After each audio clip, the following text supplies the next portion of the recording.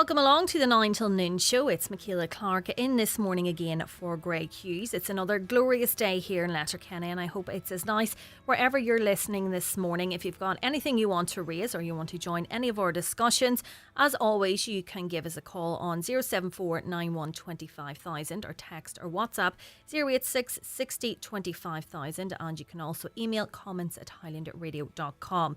We've all the usual Wednesday segments coming, including Business Matters with Chris Ashmore and Wellness Wednesday coming up a little later. But first, let's have a look at what's making the papers today. Going first to the Irish Daily Mail, the headline is, "I am fighting the same fight 16 years later, this time for my own child." A mother who battled to receive scoliosis surgery 16 years ago has said she is terrified for her daughter, who has been diagnosed with the same condition. Caroline Walsh made headlines in 2008 when her spinal fusion surgery was cancelled following HSE funding cuts. She was eventually operated on over a year later, but now faces another fight for services after her 5-year-old daughter Hannah was told she must wait 8 months to a year for a crucial MRI scan. Hannah suffers daily headaches and migraines because of her scoliosis. Do you think of the pain that child is going through already? Never mind what is possibly ahead of her, and she's waiting that length of time for an MRI scan. And I suppose it follows the case of Harvey Morrison Sherritt, who died a couple of weeks ago. His case was publicised a lot. He waited 7 years for spinal operation, and Minister Simon Harris, or the Taoiseach, whenever he was Minister for Health, Simon Harris had said that no child should wait that long for treatment, but unfortunately nothing seems to have changed, and that's still ongoing and still the case for many families struggling to get the care that they need for their children out there. The Sun now, Bishop outrage at priest attack. A Down community has been shaken and upset deeply by the attack on a priest and a man's death at the weekend, Bishop Alan McGuckian has said. Many of you will remember Bishop Alan McGuckian as the former Bishop of Raphoe. Father John Murray was struck on the head in a brutal attack at St Patrick's Church in Downpatrick on Sunday.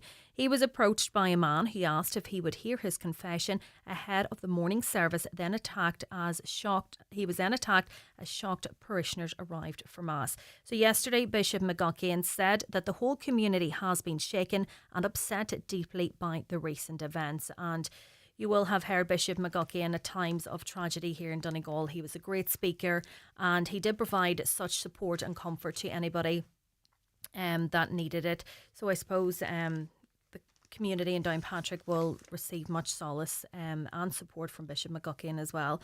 The Irish Times now, more than 120 complaints were sent to Minister for Higher Education James Lawless after he signalled that cuts to third level fees seen in recent budgets may not happen this year. This has been covered numerous times on the show, but the Fianna Fáil politician suggested in a radio interview that a €1,000 cut to the €3,000 fee might not be repeated in budget 2026 due to once-off cost of living measures being dropped due to economic uncertainty. There was a public backlash after his remarks, as well as division in the coalition, with Fine Gael members angry about the controversy the issue generated for the government. Records released by the Department of Further and Higher Education in response to a Freedom of Information request show some 125 complaints were sent to Mr Lawless between June the 29th and July the 9th. And I suppose that is always the case. The more people that row in behind an issue and raise their concerns, more often than not, you do see a bit of a movement or some kind of review. And, he has signalled that he is reviewing the matter at the minute. So I suppose we'll have to wait another couple of weeks to see what budget 2026 does bring. The Irish Independent warning over e-scooters as accidents rise and Gardaí seize vehicles. E-scooter accidents and the devices' use in crime are on the rise, according to healthcare specialists and Garda Síochána. To June 30... Sorry. There's just a bug on my desk, but we've got it sorted there now. To June the 30th, there has been 260 crashes involving e-scooters. Of these, 34 involve fatal or serious injury, with 2 resulting in deaths. That compares with 422 crashes for all of 2024, including 4 deaths. The force also said that dozens of seizures involving e-scooters have been made in Dublin since late 2023 as part of an effort to crack down on crime. There's been so much concern raised over e-scooter use, and in Letterkenny as well, representations have been made so many times.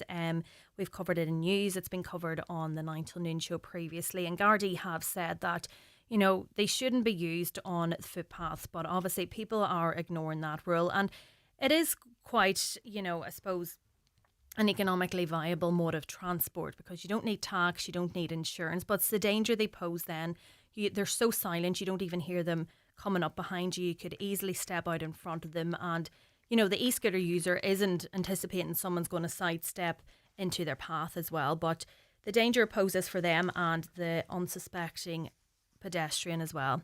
The Irish Daily Mirror, Catherine Thomas has backed her Rose of Tralee co-host Daithí O'Shea to be the next president of Ireland, saying he's a man of the people. It comes after today's show star Daithí admitted he was seriously thinking of running for the Áras one day.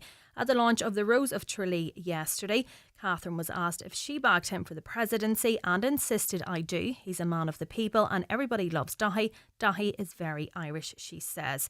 Asked if he thought it might be his last year hosting the Rose of Tralee before he has a tilt at the big job, Daithí clarified that it wasn't something he was thinking about this year when President Michael D. Higgins steps down. He said, "I take it on a year-by-year basis as I always have. Somebody asked me about the presidency. It was a leading question," Daithí says. "In one sense, it's something, honestly, I think that everybody who is in the public eye or a public servant should at least think about." So there, he's not ruling out running for the Irish just yet, but he's more or less saying never say never. And you will have heard Donal in the news there, he referenced Tony Holohan possibly running as well. And that recent poll that he referenced, it showed Fine Gael's Maria McGuinness leads the field on 29% in support of her. That's followed by the only other official candidate so far, which is independent Catherine Connolly.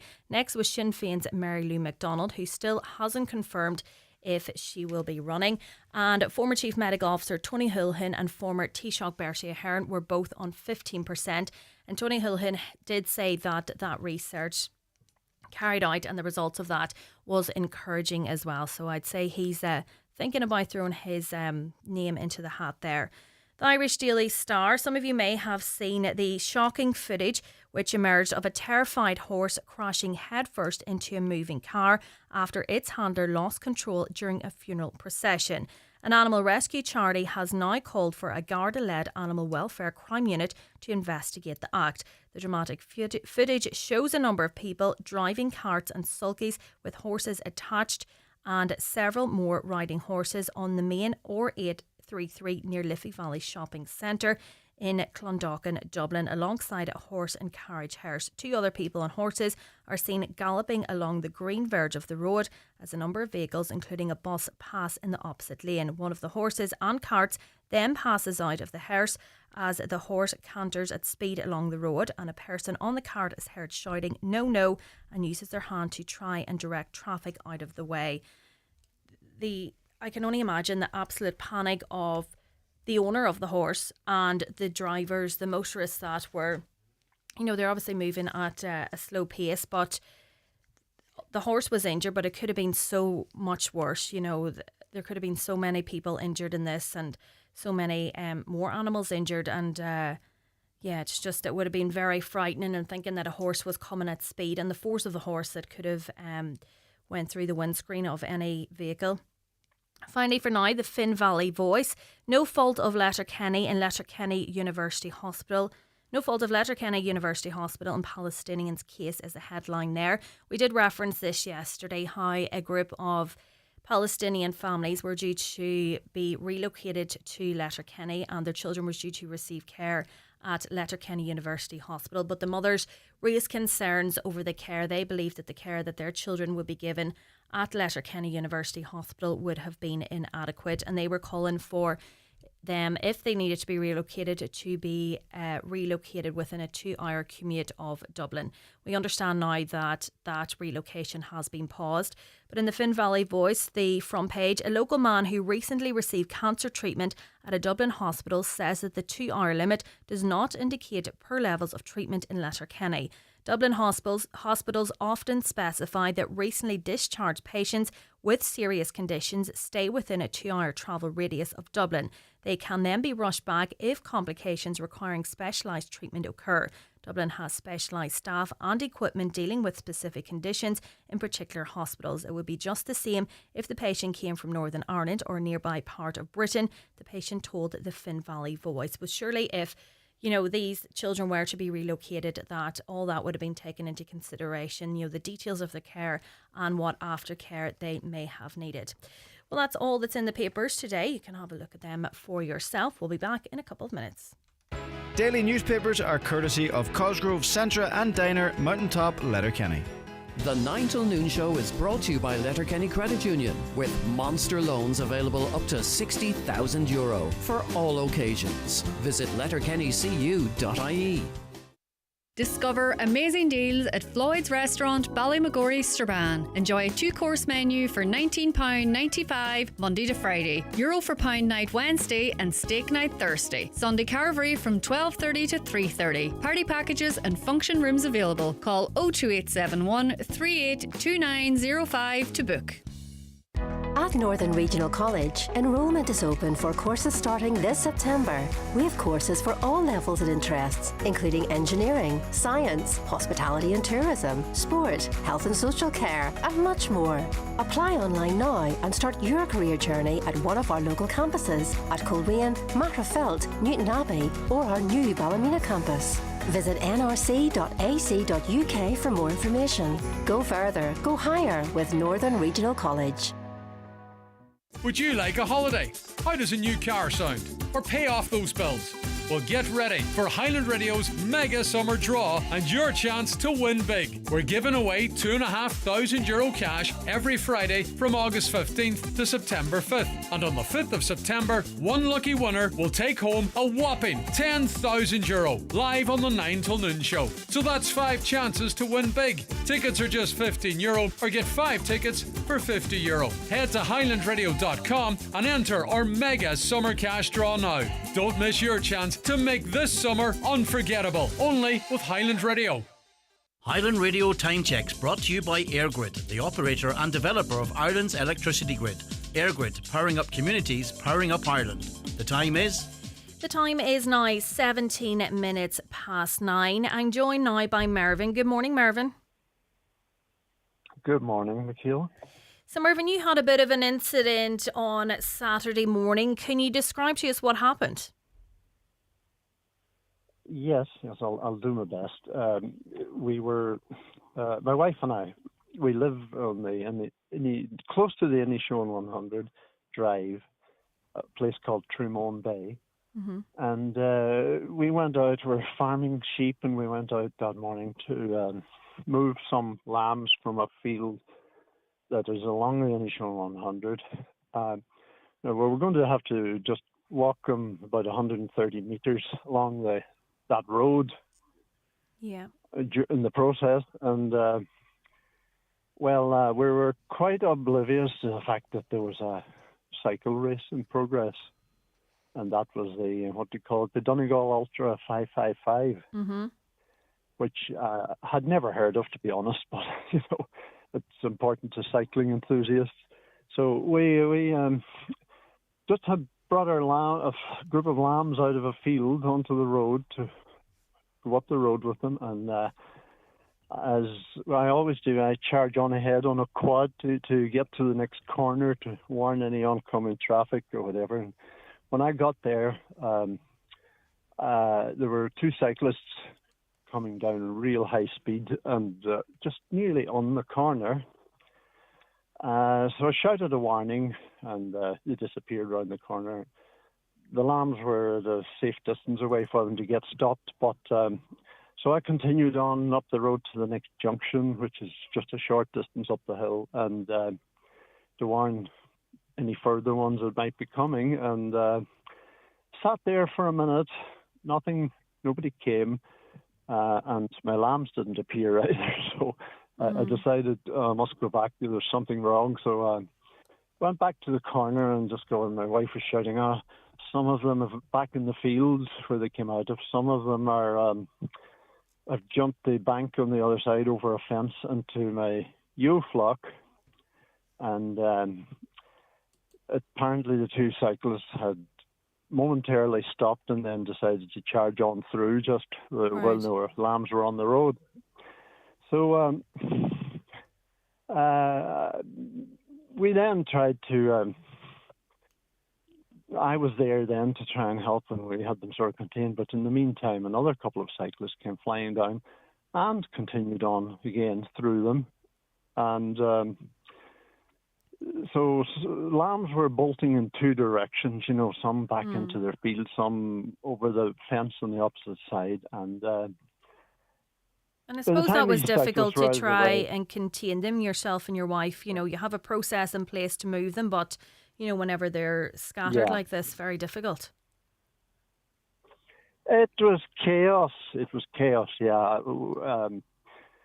Well, it's complicated a lot by the risk that there's more people going to come charging down the hill on bikes and vans and cars too that were following them. But we did, after those other two cyclists came through, basically all of the lambs at that stage then just about had jumped the fence into the other side. Right. So they were off the road, and we breathed a big sigh of relief. But they had were, from our point of view, like it was a nuisance because they just jumped into the ewe flock that they were weaned from a couple of weeks earlier. Yeah. So we had a bit of extra work lined up then to bring them all up the road when the race was over and get them separated again, weaned. But at the same time, we were totally relieved that there wasn't a cyclist on his mouth and nose on the road, after this. Well, that's it. It's the danger to the lambs, but also, the cyclists are unaware when they're coming round, the corner that there's going to be, sheep being moved or sheep in the middle of the road. Yeah. Yeah, I would feel that the cyclists have probably filled their side of the bargain. They're probably registered with Cycling Ireland and paid entry fees and so on, and they're going out in good faith that the route will be safe. And I feel that this is on the organisers, that they should be. And Mervyn, you weren't aware of this taking place. There was no notification at all on your behalf to you. No. I mean, I think that possibly the thing that should be done would be some other groups do it for marathons and things. Is at every road junction, at least, there probably should be some sort of notice saying this is about to take place, a day in advance and through the race or whatever. We would not have dreamed of going to do this job, if we had known there was a race coming. It could have waited, but it just happened to put quite a few people and things in danger. And in relation to the cyclists, was there anybody at all going ahead of them along the route, or it was the cyclists and then the cars were following them? Was it? There was nobody stewarding it ahead of them?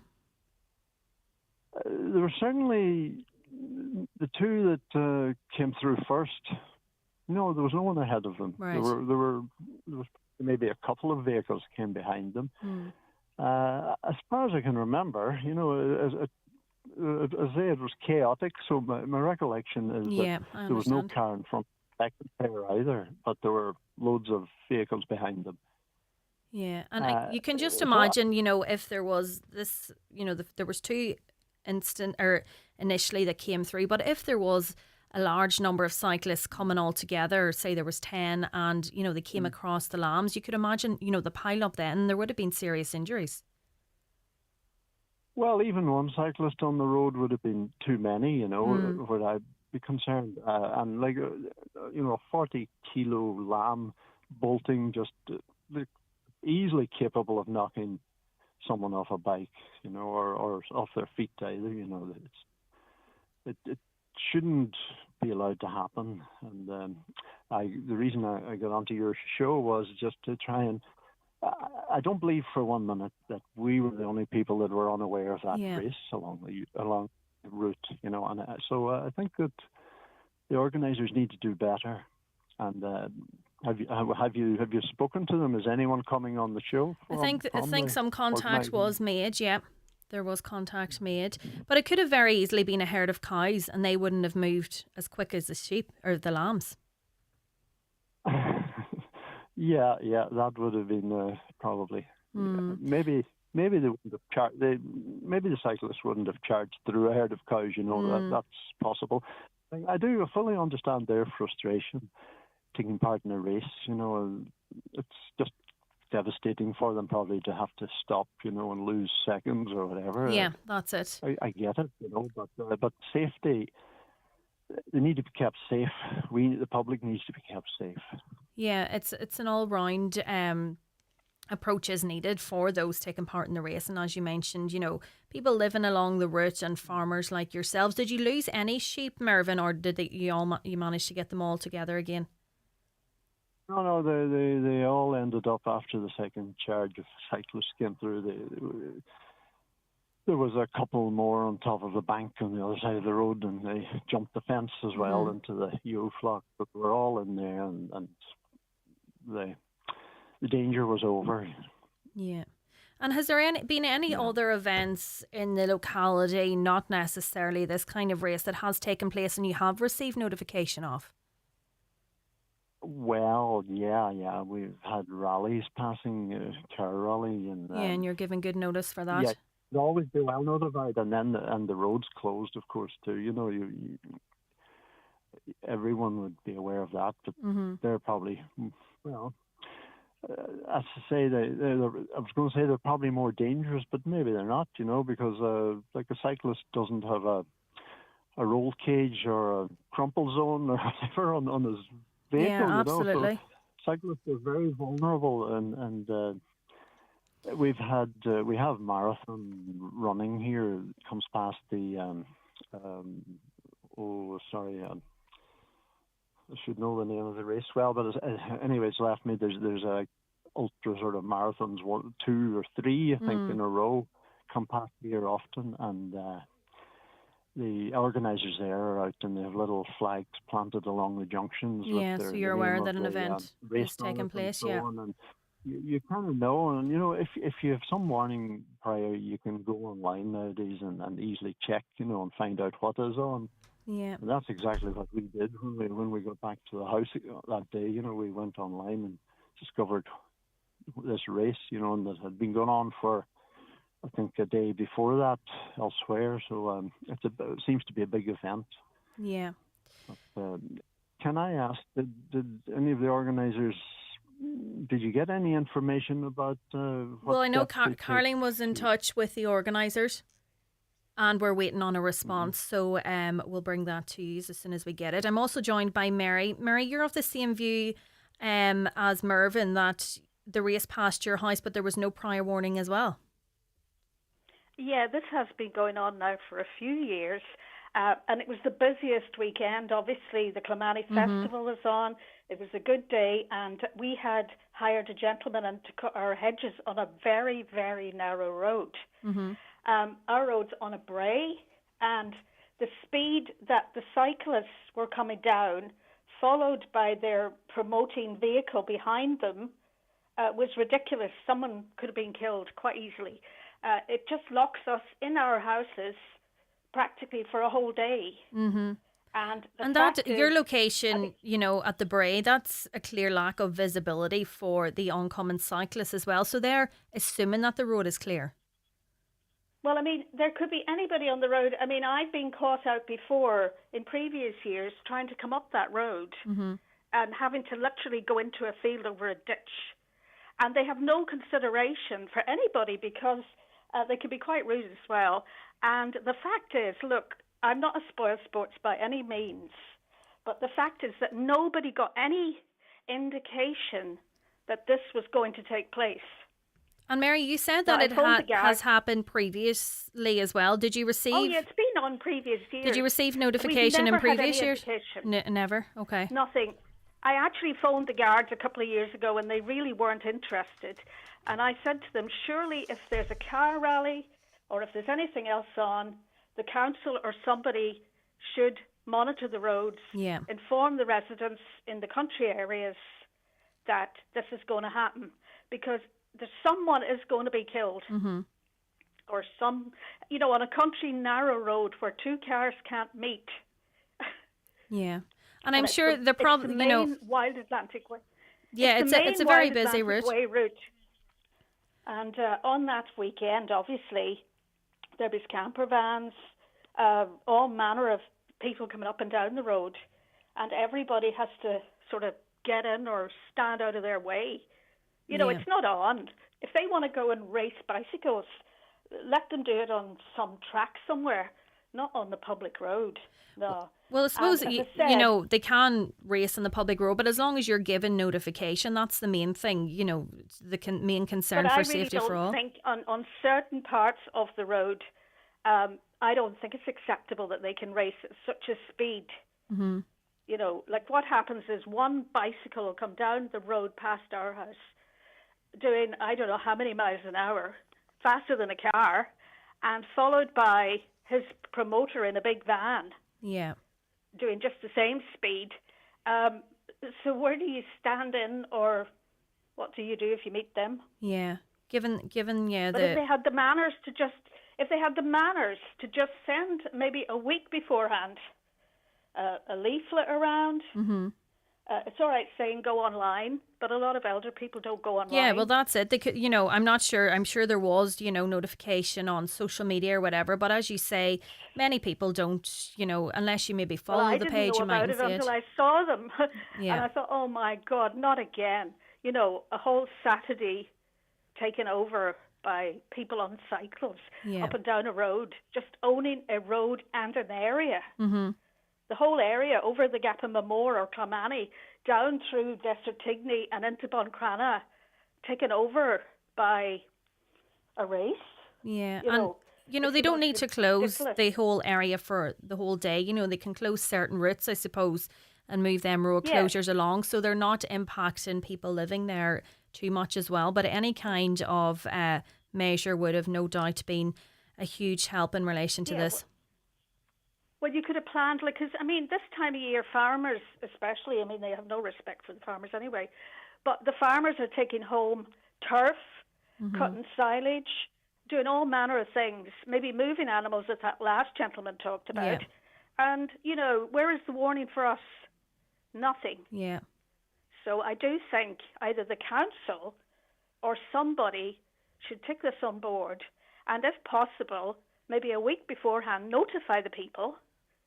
Yeah. Or restricted to a certain number of hours. Mm-hmm.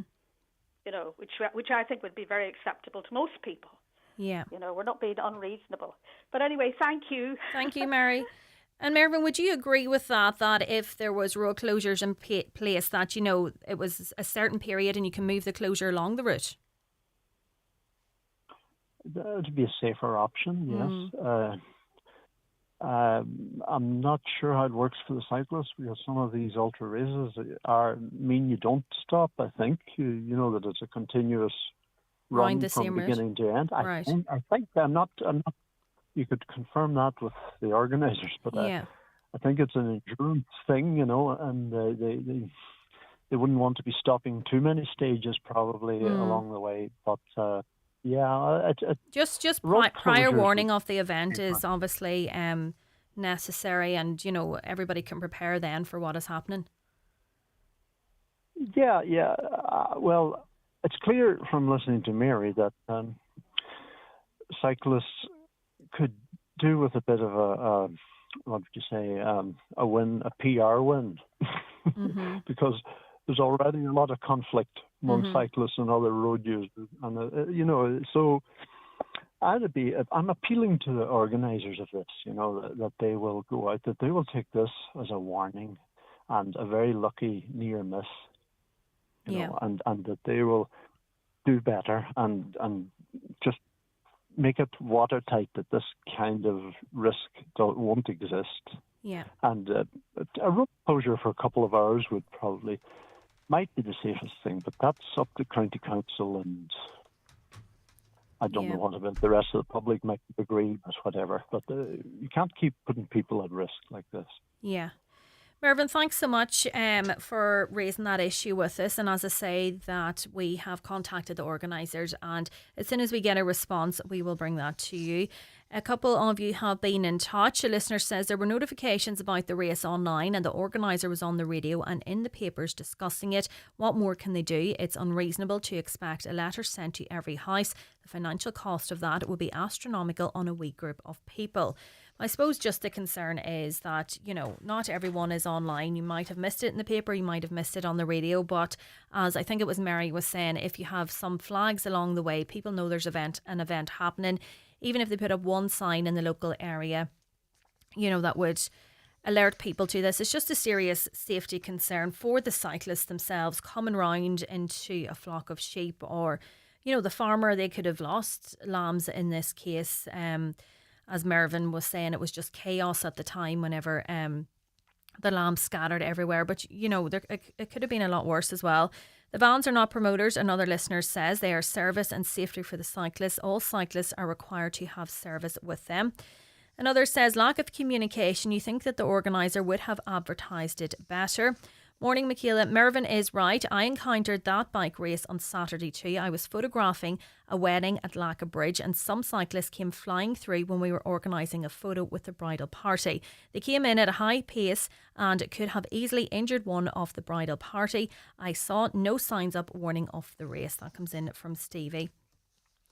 Yeah, I suppose another listener did say that, they believe there was a good enough promotion of the event happening, but Mary was saying too, it's not the first year that it's happened and there's never been any warning to them as local residents in the area. If you've any view on that, get in touch by calling us on 07491 25000, texting or WhatsApping 086 60 25000, or you can email comments@highlandradio.com, and we'll be back again in a couple of minutes. The 9 till noon show with Letterkenny Credit Union, now offering mortgages from €40,000 to €600,000 with no hidden fees or transaction charges. Letterkenny Credit Union, 9102127. If you're aged 59 to 70, we will invite you for a free HSE bowel screening home test. Screening can help find signs of bowel cancer early, before any symptoms show, making it easier to treat. Attention Donegal, Derry and Tyrone. PD Bathrooms and Tiles are proud to unveil our newest and most stunning showroom in Lisfannon Business Park, Buncrana. Located right opposite the Northwest Golf Course, we offer unbeatable quality and incredible value. For 30 years, we've been the experts in total refits, stocking and serving as the sole agent for many top brands. Visit us today and transform your space with the finest bathroom and tile solutions. Telephone 93 95 884. PD Bathrooms and Tiles, where excellence meets value. Lisfannon Business Park, Buncrana, F93H10F. All you need to make your house a home at Patterson's The Hall Lifford. From garden furniture to kitchens, sofas and dining sets, all under one roof. Need a new mattress? Why not visit our sleep centre on the first floor, with a large range of quality beds and mattresses in stock and ready for collection or delivery. Relax in our coffee shop serving hot lunches daily. Open Monday to Saturday, 9 a.m. to 5:30 p.m. Patterson's Kitchens and Interiors, The Hall Lifford. At Restex Beds, we are celebrating 50 incredible years in business, and we are introducing our brand new Glenveigh mattress, comfort that's as legendary as our half-century legacy. Experience 50 years of bedding excellence at Restex Beds, Mountaintop, Letterkenny. Restex Beds, leave the rest to us. How would you like fresh organic goodness delivered to your door in the Inishowen area? Every Thursday, White Oak's Acorn Project packs up 6 tasty seasonal vegetables and brings them straight to your home, delivery free. It's local, healthy and perfect for families who love good food. Taste the difference today. Order online at theeasycentre.com or call 07493 84866. We are here to help. F93 F104. Don't delay when you get your bowel screening invitation. Call us today on 1800 45 45 55 or visit bowelscreen.ie. From the HSE. Hi, welcome back to the 9 till noon show. So the number of dead seals washing up along Irish coasts has more than doubled between 2020 and 2023. The highest amount on record, 430 dead seals were reported to the National Parks and Wildlife Service in 2023. Figures obtained under access to information on the environment reveal. I am joined now by Patricia Devlin, who is reporter with the journal Investigates. Good morning, Patricia. Morning, Michaela. So, Patricia, these are quite stark figures and no doubt worrying too many. Yes, absolutely. We've seen a significant spike in dead seal reports over the last number of years. As you said, 2023 being the highest on record, with 430. That's almost double that of 2020. And so I spoke to some experts about why there has been a rise. And in a nutshell, we don't really know. They do believe that the recent more extreme weather has had a negative impact. They said it's caused chaos at pupping time within seal colonies. So during a bad storm, little pups that aren't able to swim yet can get abandoned. They can get separated from their mothers. Also that seals can also obtain injuries when they're in the sea, getting bashed off rocks. So we don't really know because there are no necropsies that take place. Those are animal autopsies in Ireland, only in suspicious... And that is worrying in itself, that, Yes. these animals are being lost and nobody knows. Do you know, is there any investigations being done into this? So we know that the MPWS, who are in charge of protecting seals as they are a protected species here, they have done some investigations off the back of reports that seals have been deliberately harmed. That we're aware of reports received by the MPWS of some seals receiving gunshot wounds. There was even a report in there of seals that received suspected blade wounds. So in those cases there are investigations, but just generally, no, there are none. And so could that be the case, the gunshot wounds and, the blades injuries? Do you think that's deliberate? Well, that's a suspicion. We know in the number of cases that the MPWS did try to investigate, some necropsies weren't they weren't able to carry those out due to a lack of resources at that time. A seal's body will decompose very, very quickly, so that poses problems if a necropsy isn't done. But there certainly are a small, and it is a small number now, Michaela, of suspicion around deliberate acts. When we look at the big figure, the 430, and last year, it dipped a bit. There was 322 deaths. We don't really know, but experts believe that, climate change, even possibly human disturbance, like that might be people approaching seals. There have been incidents in the past in the likes of County Kerry where tourists have approached seals for taking selfies, which seems bizarre. And also, disturbing mothers feeding their young. It can lead to mothers abandoning their pups, and that can lead to deaths. So there's a lot of unknowns around this. And I suppose the concern is, as you mentioned, they're a protected species. Is there concern then that the progress of these seals being killed, that, eventually they could be wiped out? Now, obviously, we're a long way off, but if this keeps going and we don't know exactly what's causing it? Well, the seal population has increased significantly, thank goodness, because back in the early 1900s, they were almost extinct here. But what the experts would say is, if in particular during pupping season, if more extreme weather happens, that it will eventually have an impact on the population because you will be losing more pups. But I do believe we're a long way off that. But like I said, there's a lot of unknowns and it is a concern.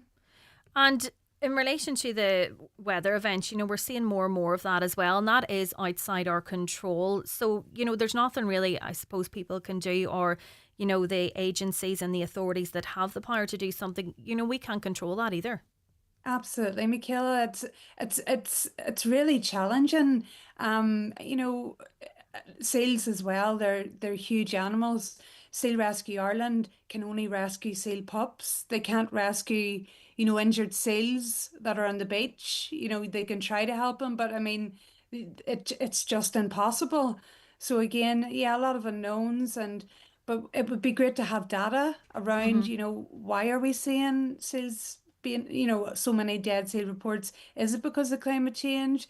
Is it because the population has increased and there's just more deaths because of that, or is it more awareness? But we just don't know. There's no data.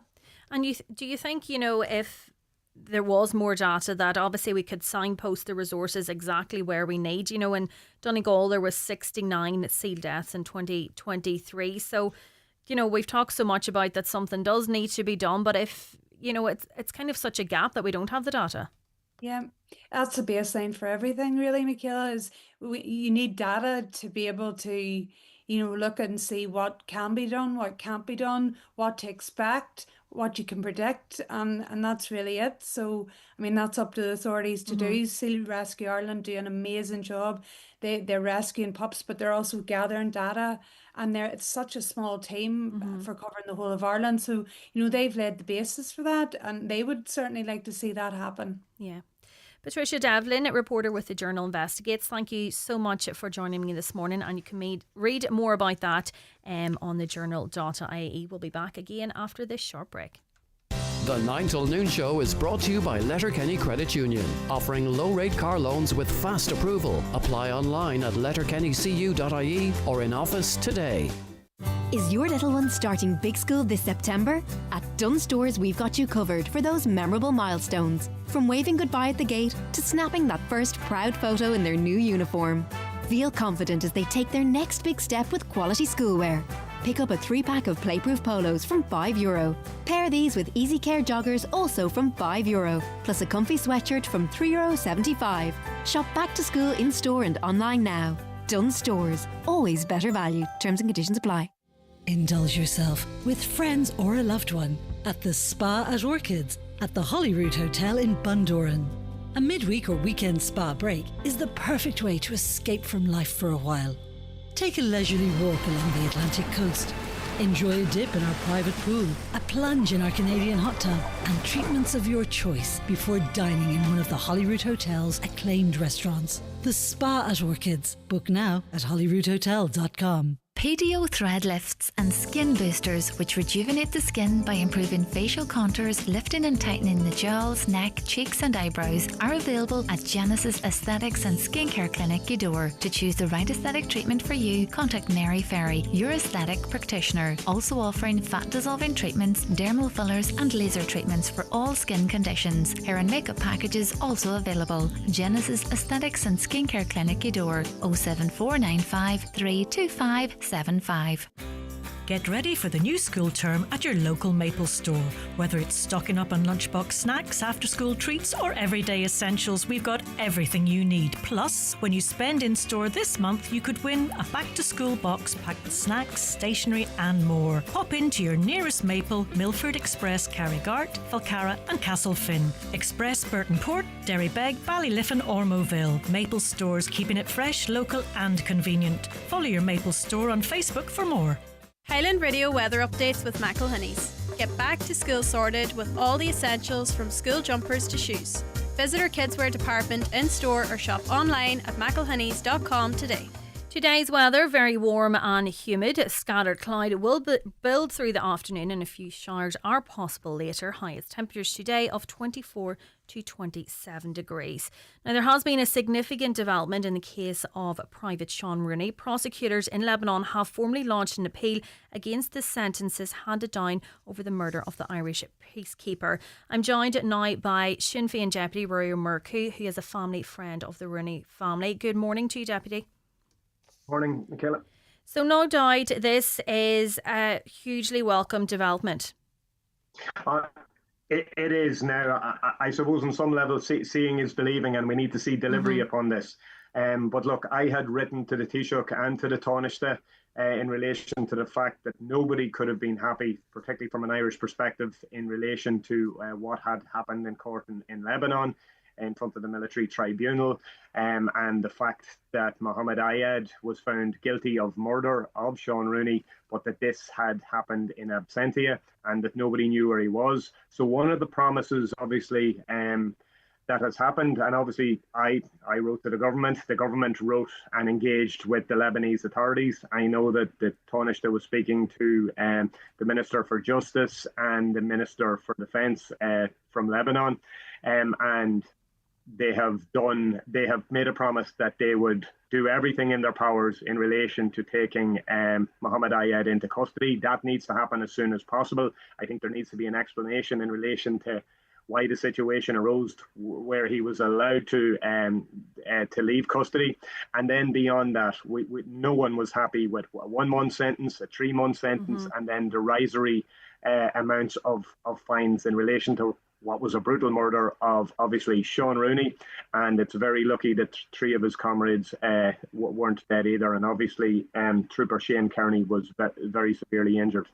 And then we welcome the fact that they have lodged the appeal with the military cassation tribunal, and then that well, you can take it whatever way you want, but they obviously made a determination that they would change the chief prosecutor. Yeah. So look, this all looks hopeful, but we know the issues that existed before in relation to the delays, in relation to the release of some of the suspects.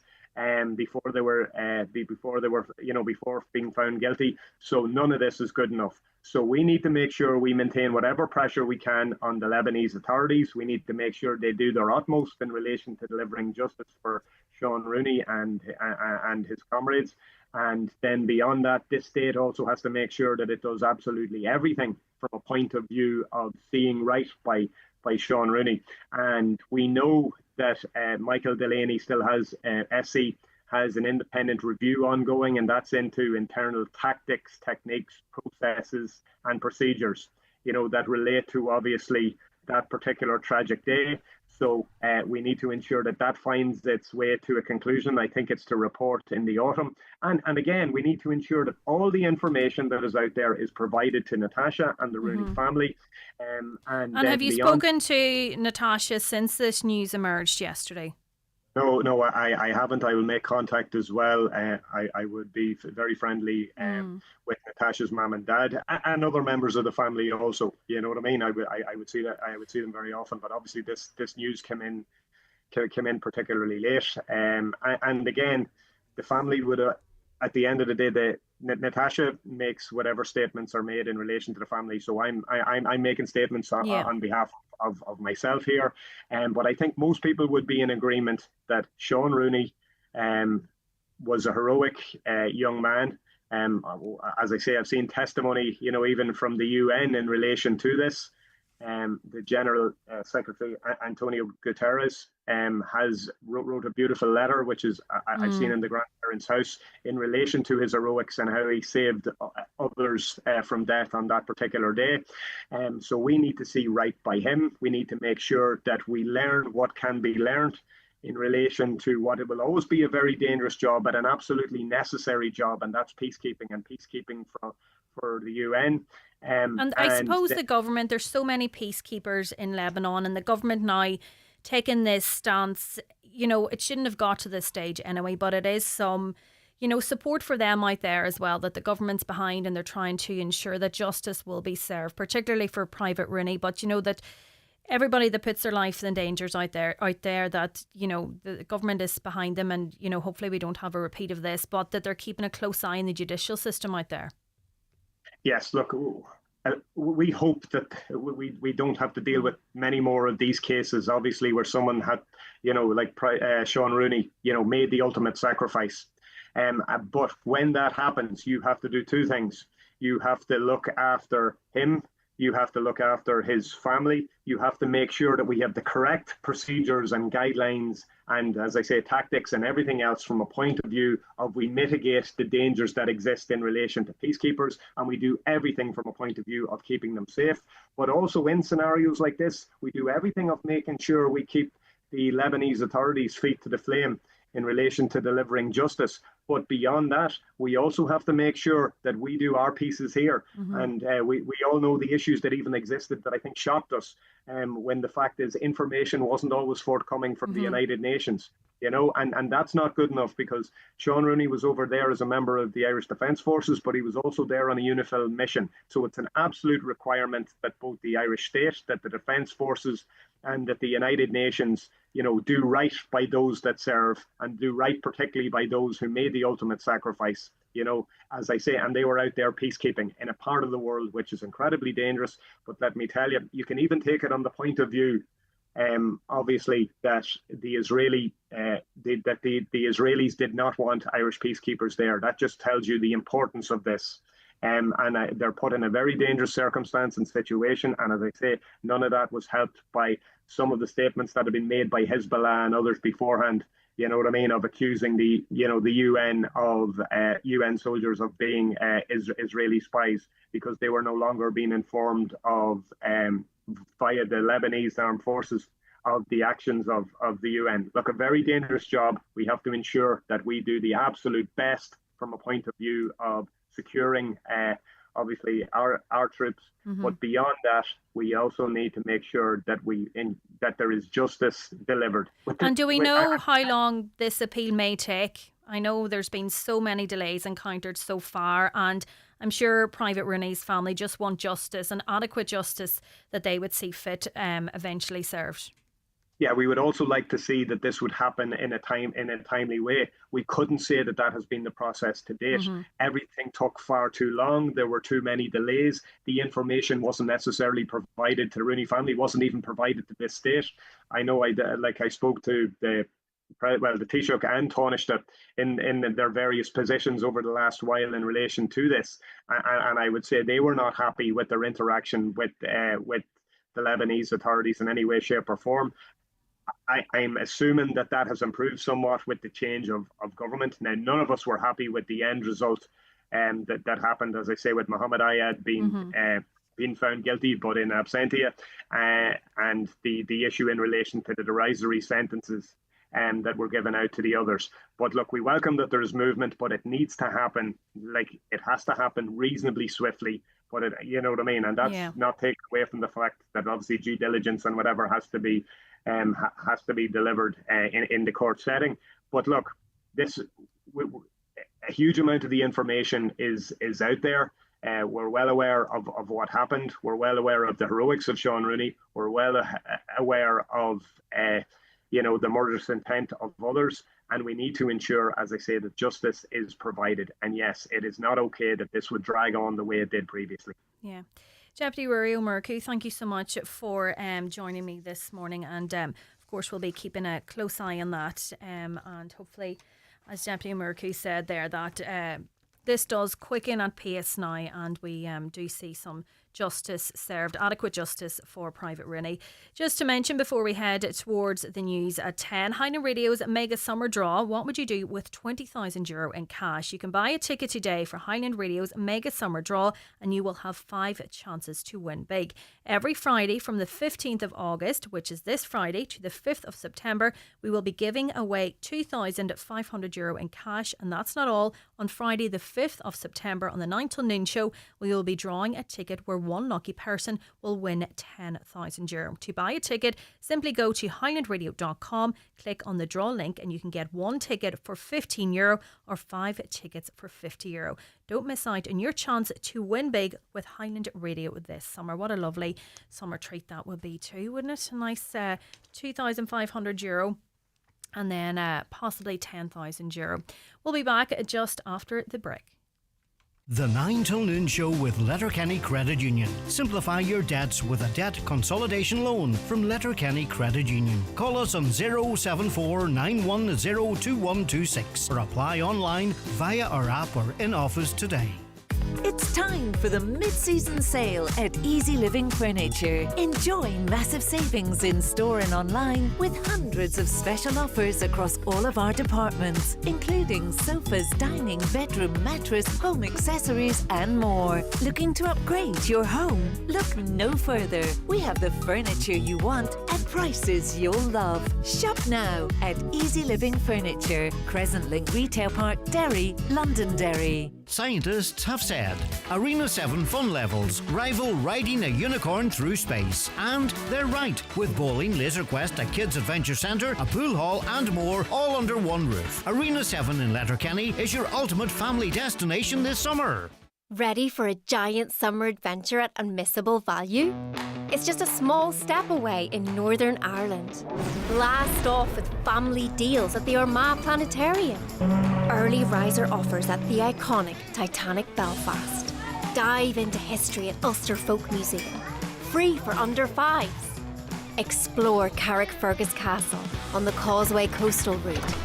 Discover a legend at Seamus Heaney's homeplace, Balahi. And epic package deals at Lusty Beg Island Resort, Fermanagh.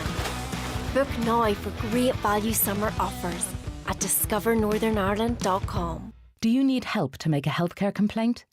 Contact the Patient Advocacy Service. We are free, independent and confidential. We can support you through the complaints process for public acute hospitals and nursing homes across Ireland. Call us on 0818 293 003 or visit patientadvocacyservice.ie. Kieran O'Gorman Solicitors, 62 Upper Main Street, Letterkenny, require a legal secretary with an immediate start. This is a full-time role, Monday to Friday. Good communication skills are required. Apply by emailing your CV to info@kokgorman.com. McGowan Hearing, your audiologist experts, now in Letterkenny, Buncrana and Carndonna. Book your free hearing aid consultation in our clinic or your home across the northwest and beyond with Darren McGowan on 07191 00208. Live, on air, online and on the Highland Radio app. This is Highland Radio News.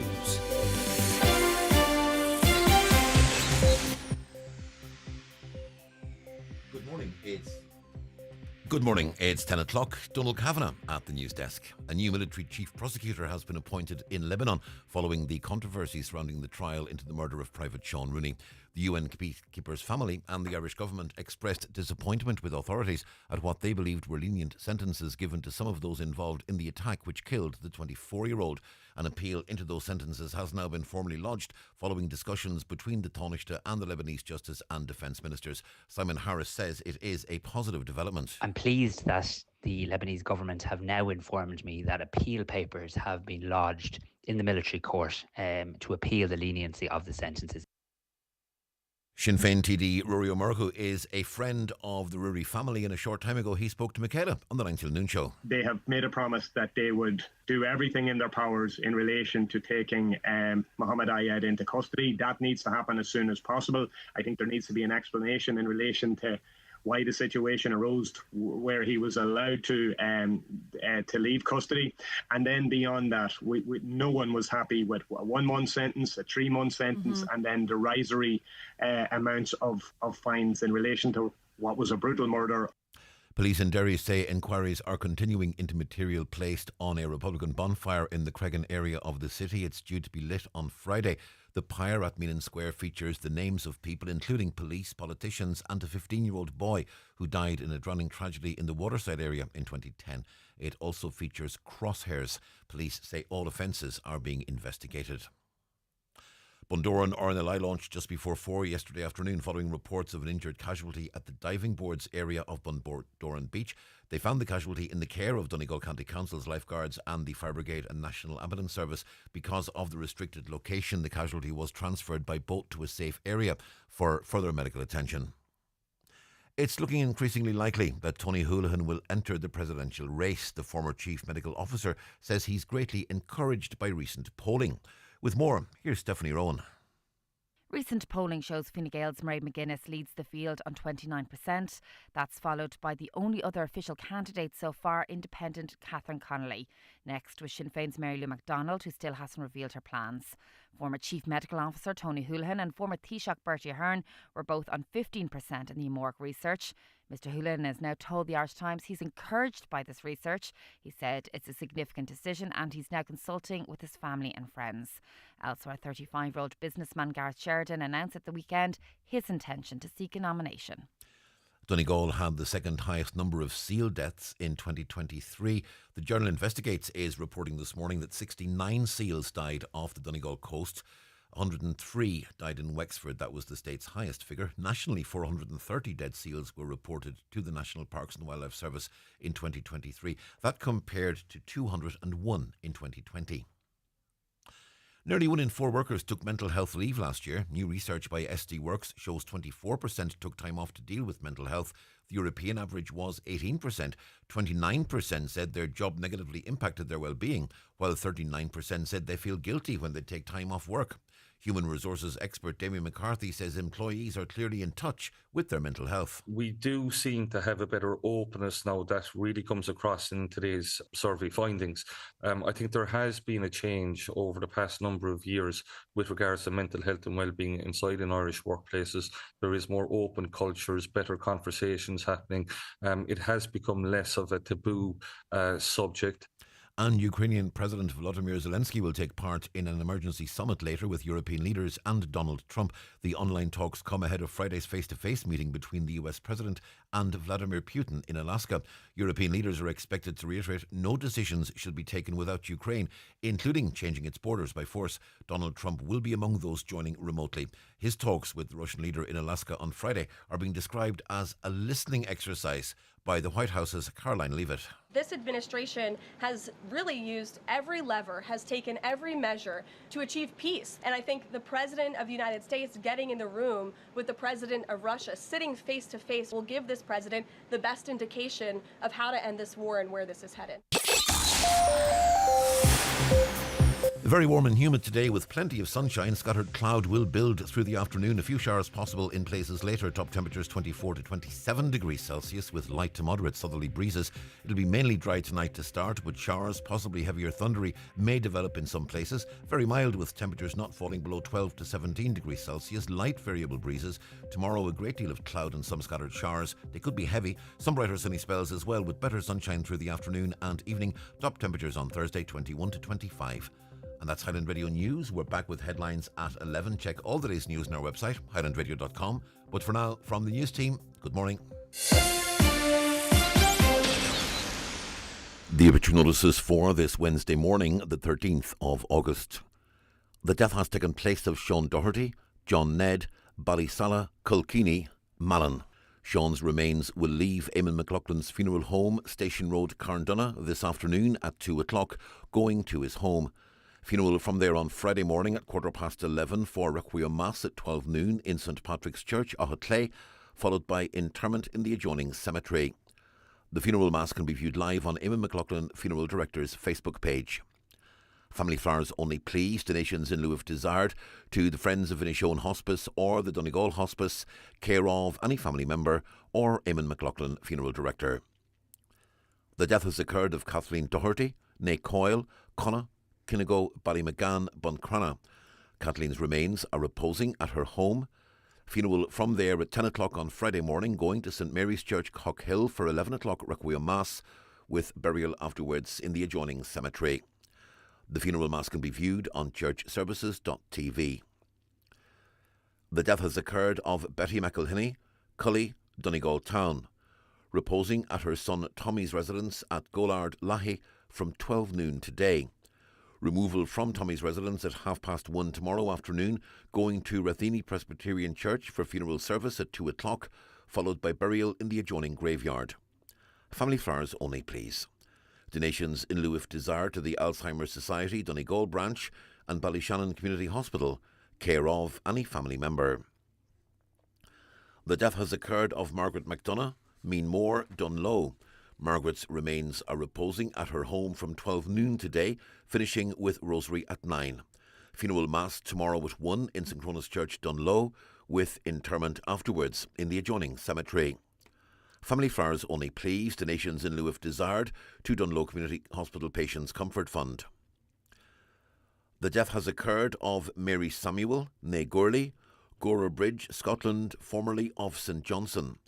Funeral will take place on Monday next, August 18th, from her home in Gora Bridge for funeral service in Morton Hall Crematorium at 12:30. The login details for the live stream are available on our website. The death has taken place of Peggy Gallagher, née McCurry, Mount Carmel, Meanderry, Falcarra, formerly of Roisin Dunfanaghy. Her remains will repose at her home today from 12 noon until Rosary at 8. House private to family, please, after the Rosary and before the funeral. The funeral Mass will take place tomorrow at 12 noon in St Finian's Church, Falcarra, with interment afterwards in the adjacent cemetery. The funeral Mass can be viewed live on Kieran Rorty, Funeral Director's Facebook page and on the church webcam. And the death has taken place of Packy James Devine, Roger, 15 Crockin Road, Glenmornan, reposing at his home. Funeral from there tomorrow morning at 9:15 for Requiem Mass in St Joseph's Church, Glenmornan at 10 o'clock. Interment afterwards in the adjoining cemetery. Donations in lieu of flowers, please, to the Foyle Hospice, care of Quigley Funeral Directors. The Requiem Mass can be viewed live via the parish webcam. For family information and more details regarding wakes and funerals, please go to highlandradio.com.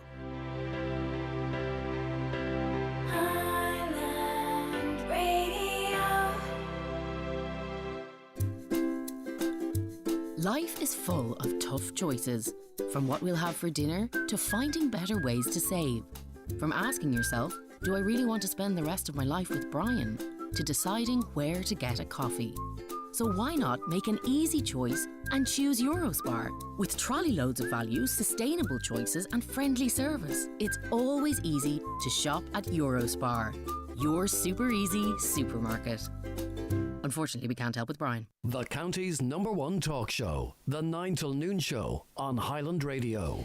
Welcome back to the second hour of the 9 till Noon Show. It's Michaela Clark in this morning for Greg Hughes. Just to let you know that the phone lines for that mega summer draw that I mentioned just before the news at 10 are now open. So you can give us a call on 07491 25,000 euro. 25,000, sorry, I was just reading you can win 20,000 euro in cash. Just to give you a reminder of the prizes, you can buy a ticket today for Highland Radio's Mega Summer Draw and you will have 5 chances to win big. Every Friday from the 15th of August, which is this Friday, to the 5th of September, we will be giving away 2,500 euro in cash. And that's not all. On Friday the 5th of September on the 9 till Noon Show, we will be drawing a ticket where one lucky person will win 10,000 euro. You can buy a ticket on highlandradio.com, click on the draw link and you can get 1 ticket for 15 euro or 5 for 50 euro. And you can also give us a call on 07491 25,000 and we'll be happy to process that ticket for you. Few of your comments now. Hello, I was spectating the cycling event at the weekend and I was travelling on some of the same roads which as a legal driver I am entitled to. I came round the very blind corner where Mervyn was moving his sheep just outside Greencastle. There was no warnings that he was moving his sheep until I was on top of them. Luckily I wasn't travelling fast or it could have been very different outcome for myself, Mervyn and the sheep. Nice to get both sides of the story. Thanks for getting in touch on that. I am watching the Gaza issue and I can't understand why people are protesting outside the hospital and the roundabout. Why not stand outside the companies with direct Israeli links? This event, which is the 555, is going on for 10 years now. If Mary doesn't hear it on the radio, social media, etc., is she living under a rock? She says she is closed in her house all day and the last cyclist will be through past her house at 2 p.m. Not everybody is on social media and you know yourself, you mightn't necessarily hear everything on the radio or you mightn't buy a paper and you mightn't get that information. But someone did get in touch earlier to say that it was highlighted on the radio, was highlighted in papers as well. Hi there. It's not just the race. Almost every Saturday, a cycling club cycles 3 and 4 abreast, taking up the full lane going over the Carndonagh Mountain Road. I've seen the members of that club stop at the top of the hill leading down to the North Pole bar to urinate in full view of traffic rather than using the facilities at the bar. No manners and no respect for tax-paying road users. Yeah, well, that's not acceptable, urinating at the side of the road. Another listener says there is an increase in seal numbers. Would that not tell you there will be more deaths? I suppose you could argue that. But Patricia Devlin from the Journal Investigates was talking about that there has been such a large increase in seals over the past number of years, but we don't have the data to say exactly how they died. So I suppose, if we could determine that it was of natural causes, that would back up that point. Give a thought to the amount of time and training that goes into organising this event. That's relating to the cycling event on Saturday. It's a credit to the organisers and remember it is a race. Just to give a mention, a coffee morning is being held in the Plaza Buncrana on Friday morning from 10 a.m. until 2 p.m. All proceeds are in aid of the Medjugorje charity, which includes a donation to Mary's Meals. There should not be any cycling on roads, this listener says, without a hard shoulder. There's new greenways throughout the county that are never used. Yesterday evening, another listener says, cyclist on 4 lanes carriageway in Letterkenny not using cycle lane. What is the point in the cycle lane if it doesn't suit professional cyclists? It's so dangerous. That is such a busy route. So to have a cyclist then on that route is very dangerous. A note in from Councillor Michael McClaffrey. Water is off in the Glashoo area. Please be patient as it's several bursts and it's proving challenging for the workers on the ground who are doing their best. There's no time frame of when this will be sorted. No guarantee it will be today due to the nature of the problems. Call Irish Water to complain with your air cord, says Councillor McClaffrey. You can call them on 1800 278 278.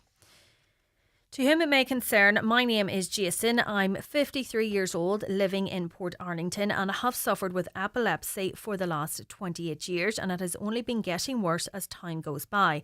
I now take 3 different types of seizures and 20 times more medication than when it first started. I have broken more bones and busted my head and face from falling down outside and at home.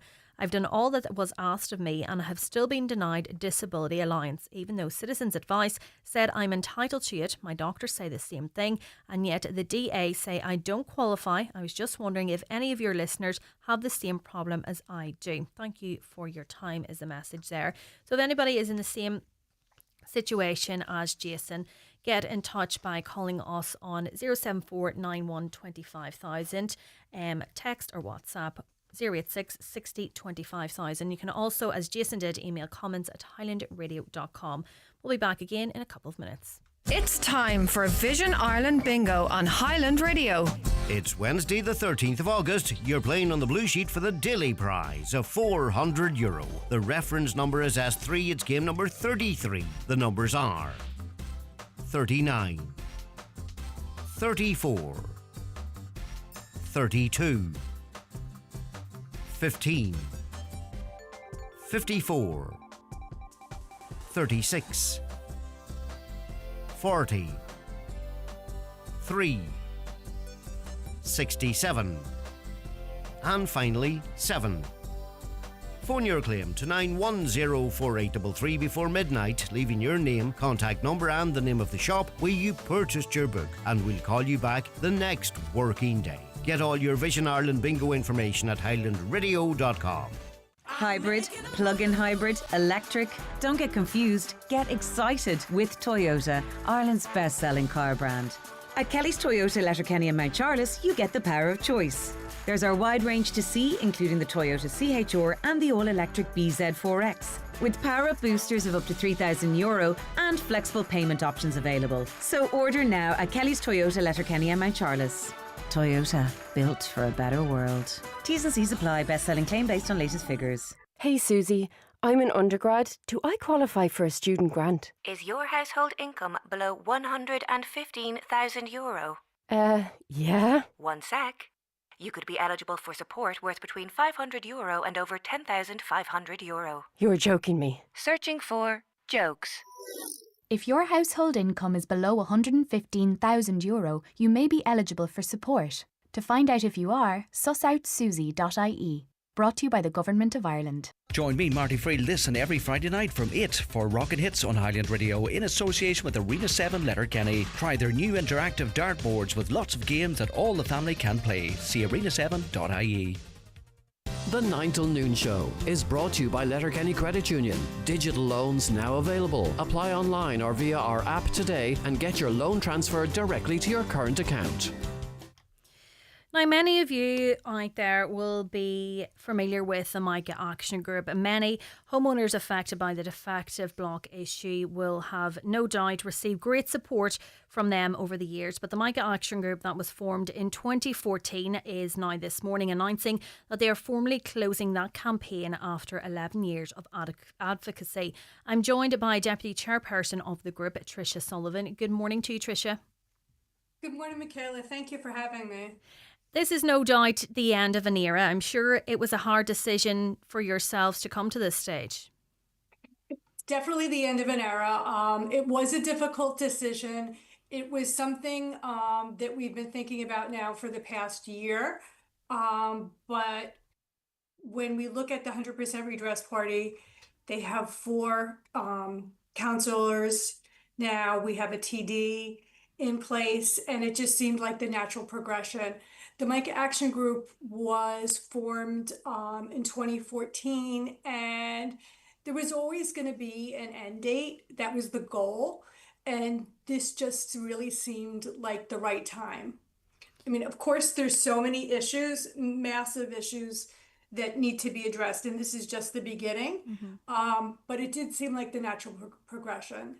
And I'm sure you can look back as a group with pride of what you have achieved over the past 11 years. You know, the campaign was in Dublin. I always remember the people taken to the streets of Dublin, but you brought about so many changes as well, necessary changes to the redress scheme. Was that a hard fight for, from within the group?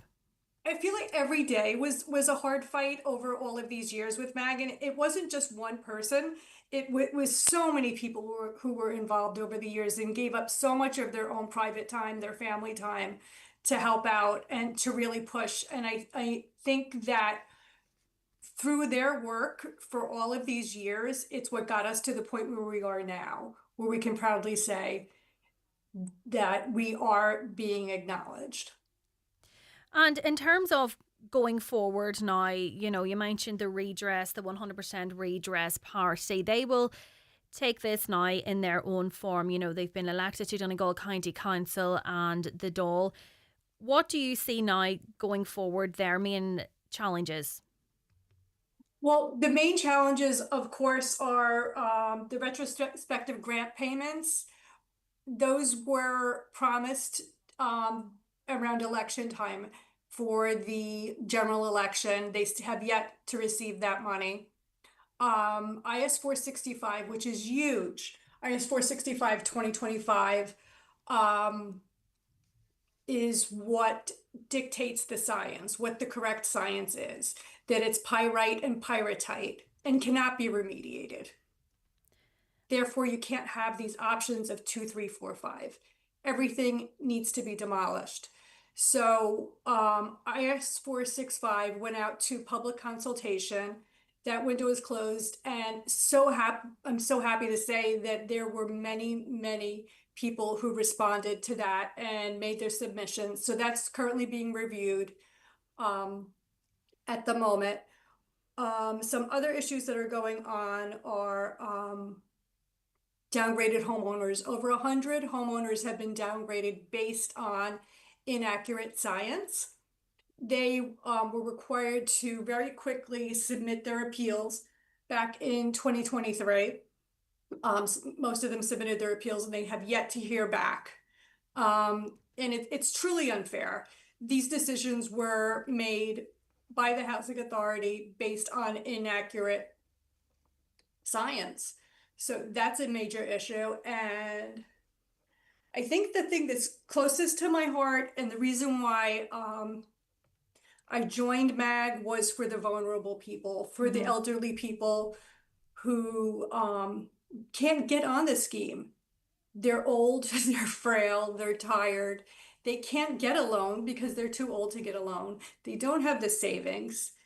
When you go in to demolish a house, all of your contents have to be removed prior to the demolish. There's also a lack of rental housing. The thought of an older person or a person with a disability moving into a trailer for a year or two is just mind-boggling to me. So you think about that, and then and that's what made MAG so significant, and the impact that the group was able to have was that everybody involved had the lived experience of this crisis. And you mentioned there vulnerable people, could have been your neighbours. You know, you were right at the heart of this. Right, vulnerable people is the part that really, really is close to my heart. Karen Kirby is a professor at Ulster University in psychology, and she did a recent study which was published, and she addresses anxiety, depression, PTSD, chronic PTSD, and suicidal ideation. Those figures are 2, 3, 4 times higher in Donegal alone, and that is just staggering. The physical and the mental health from chronic stress, the issues that people are having here are significantly higher than the rest of the country, and it shouldn't have to be that. I met with myself and the rest of MAG met with Minister James Brown, the Minister of Housing, and this was part of the discussion. All of these areas were part of the discussion. And currently on the scheme, you're allowed to have a certain amount of talk therapy, but you have to be on the scheme to avail of that. A lot of people aren't on the scheme because they can't afford to be on the scheme. They're blocked by the scheme. Their applications are in limbo. And there is therapy out there. And I think that it's so important that we take care of our mental health or our physical health, because one way or another, this stress is really going to get you. And we really need to take care of each other. But I think on the plus side of all of this is that progress is absolutely being made. And we definitely need to see more people participating, getting active in the campaign, and just being supportive of each other. I think we have a long way to go, but we're making great strides. And all that work that the Mike Action Group has done over the years that you touched on there, you know, the research that you have gathered and you know, the group has publicised, that feeds into now moving this forward, moving the campaign in the form of the 100% redress party forward to finally seeing proper redress for homeowners. So, you know, it's a huge pat in the back for the group from where you came. Thank you. I appreciate that. Yeah, I think that all of the people throughout all of the years who have volunteered, who've given their time, really can hold their heads high. And I believe that over the years we've seen so much gratitude coming back from the public, and especially now people are really coming out and just showing their thanks. But I mean, we're just ordinary people, all of us, who are just trying our best to help. And you have to remember, you mentioned there, you're ordinary people. None of you had experience in dealing with the government, dealing with the housing department representatives. How difficult was that, navigating that process over the past few years? It's been extremely difficult. It felt like we were knocking on doors constantly, and in some cases we were shut out. Even with the at a local level with Donegal County Council for the defective concrete block group, MAG had always been allowed into those meetings, and then last year we were no longer allowed in. It was just by invitation only when they chose, which was extremely unfortunate. But I am happy to say a new day. Thomas Sean Devine is now in charge of that group, which is amazing. And I look forward to the progress.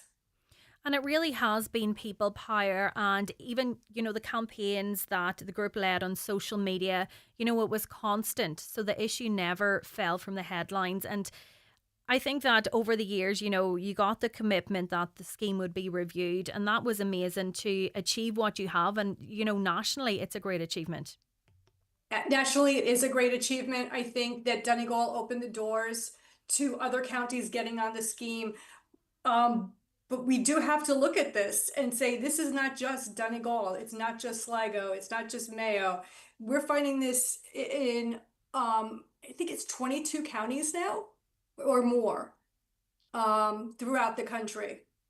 So this is not just a Donegal problem anymore, but it is a massive, massive problem. We got a comment in there from a listener. Massive thank you to these campaigners. If it wasn't for them and their campaign, there would be no house rebuilds. They were a voice for us when our politicians failed us and continue to fail us in this journey. And I suppose that speaks for many homeowners in this defective block crisis. Do you feel the politicians over the past 11 years that this group has been in operation, do you feel that they have become a bigger voice outside of the 100% redress party? I think there's a lot of work that still needs to be done. A lot of work. When we met with Minister Brown, I'm very happy to say that Padraig McLaughlin from Sinn Féin was there. He wasn't permitted to speak, but he was there in support of us, as well as Charles Ward from the 100% Redress Party. So that's very encouraging. And what would you say is the biggest achievement of the group? The biggest achievement of the group is just constantly pushing, working so hard, and making this known to people. I think Paul Dunlop, who's an amazing scientist, just proving that this is not mica. Mica is something that can be remediated. It's pyrite, which cannot be remediated. Bringing awareness every day. We were out there on social media, just pushing and bringing awareness, bringing education to the people. And I think the constant beating on the drum has really made a difference and brought us to where we are now. We have a long, long way to go, but headway has been made. And I think every person should be proud of that. Absolutely. And do you feel that it will be difficult to step away a bit? But I suppose you're still seeking redress as homeowners yourselves. Do you think it would be difficult to step personally? Yeah. Oh, personally? Well, I was asked to join the 100% Party and the executive committee as the secretary. So I'm currently involved in that. And then we have Kelly McGonigal, who was working on media with MAG, and she is completely dedicated. Her full job is working with the 100% Redress Party as the secretary, and she's available to everyone to help answer questions and solve problems. She's pretty amazing. And our AGM should be coming up within the next maybe 2 months, and we're looking forward to seeing more people. And I suppose that experience that, yourself and Kelly have is invaluable now going forward. And everything that the Mica Action Group has worked on, it's all evidence. It's all evidence going forward. It's just, I think the history of the Mica Action Group will continue for a long time beyond this as well. Absolutely. And it was a collaborative effort through the years, through so many people.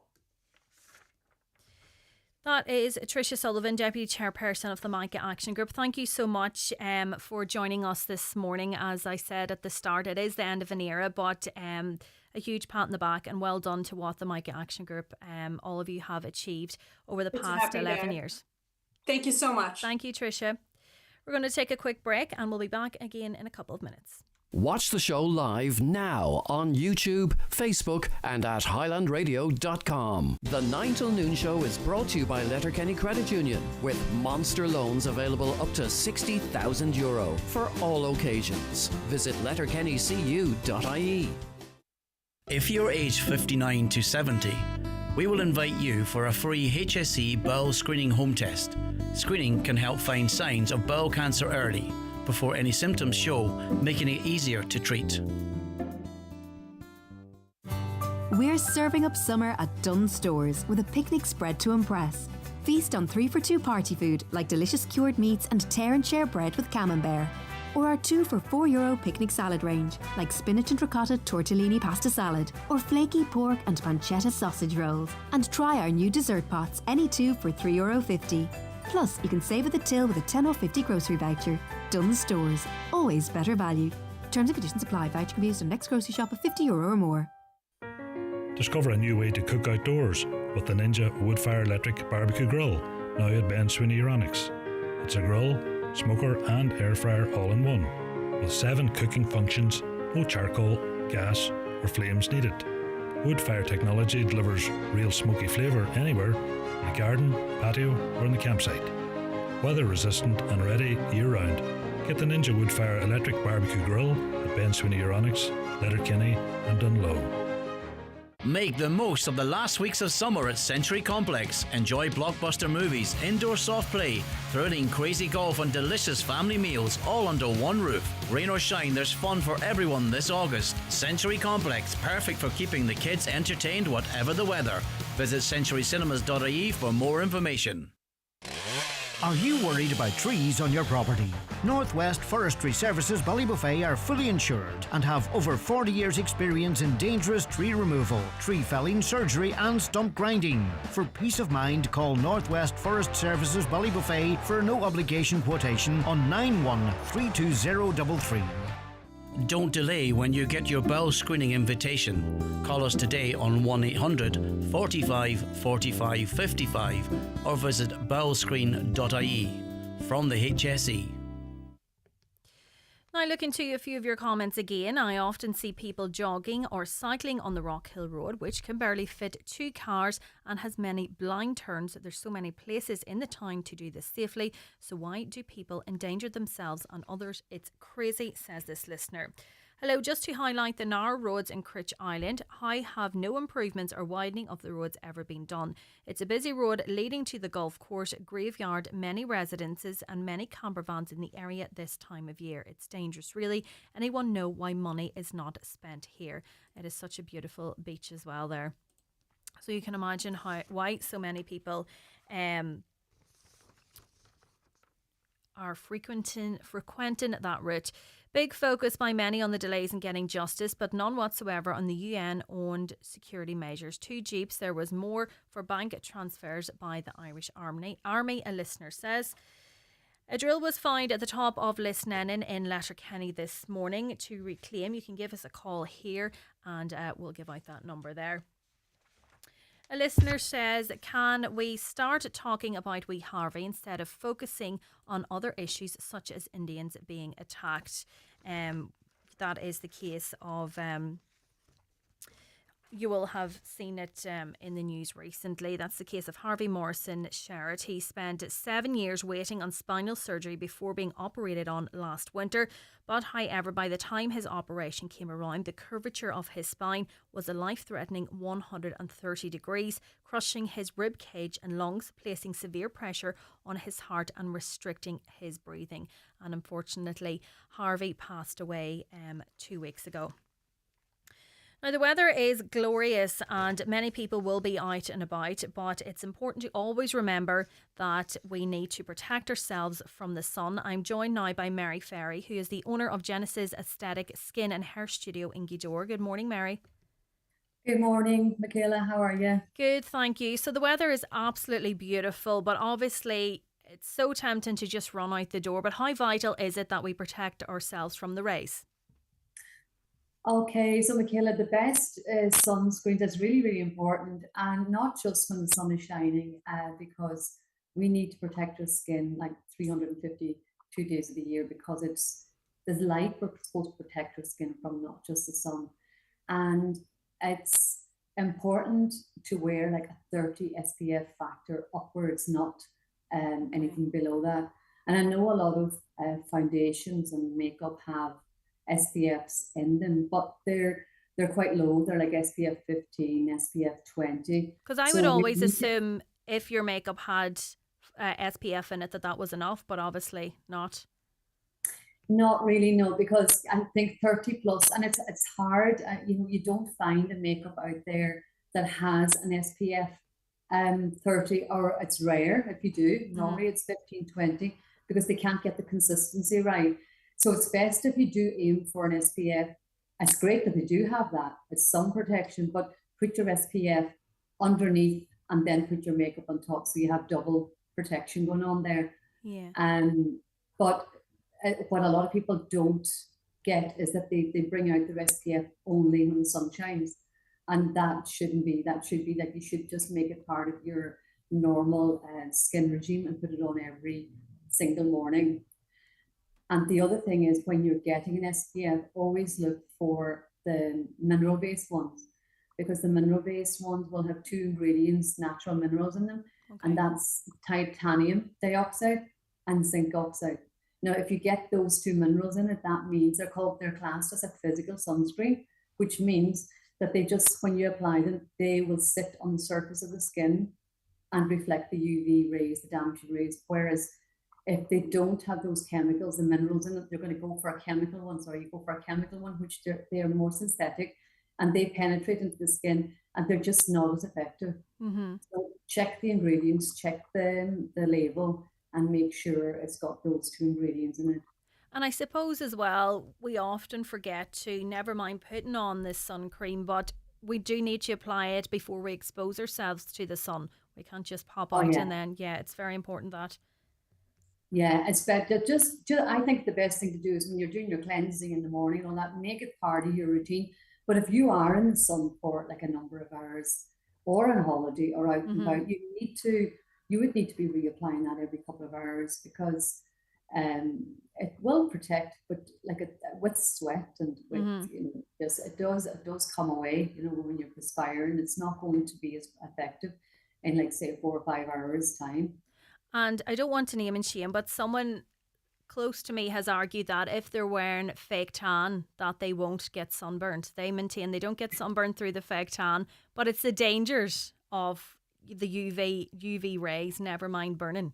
Yeah, listen, there's no protection in your fake tan, at all. So when you have your fake tan on, you need to be putting your SPF on top of that then. I mean, just to let you know, research shows, so the National Cancer Society of Ireland, it shows that there's 11,000 diagnosed each year in Ireland with skin cancer, and 270 die each year in Ireland with skin cancer. So, it is high, and I think more and more people are becoming better, even more aware of it now.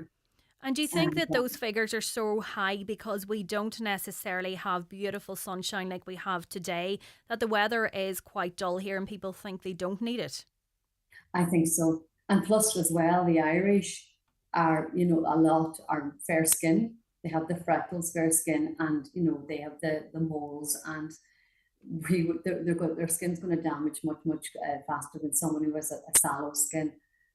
More melanin, more pigment to protect. So we don't have that in Irish skins, and I reckon that's why it's so high, and we're just not used to wearing the SPF. We never had, when I was a teenager myself, never wore it. You didn't bother. I think the damage is done when you're younger, and then the skin cancer, you develop it then when you're older, because it all comes to the surface. The damage is already done. So for younger ones out there today, I would say make sure they're wearing their SPF every single day. And do you see, Mary, a shift in the attitudes towards protecting people's skin? Do you see the younger generations coming up, they are being more proactive in relation to it? Oh, I think so. Yeah, they're I think they are. And with the likes of TikTok and the social media, there's more and more talk of it now. Well, we never heard that years ago, whereas it is happening now. So they are paying attention for sure. I wish more did. And just to give you an example as well, Michaela, what you do forget about is, see, with the skin clinic and people coming in for consultations, you wouldn't believe it how many people that has, when I do a consultation, the right side of their face, their right side of their neck, and their right arm is so damaged from just driving.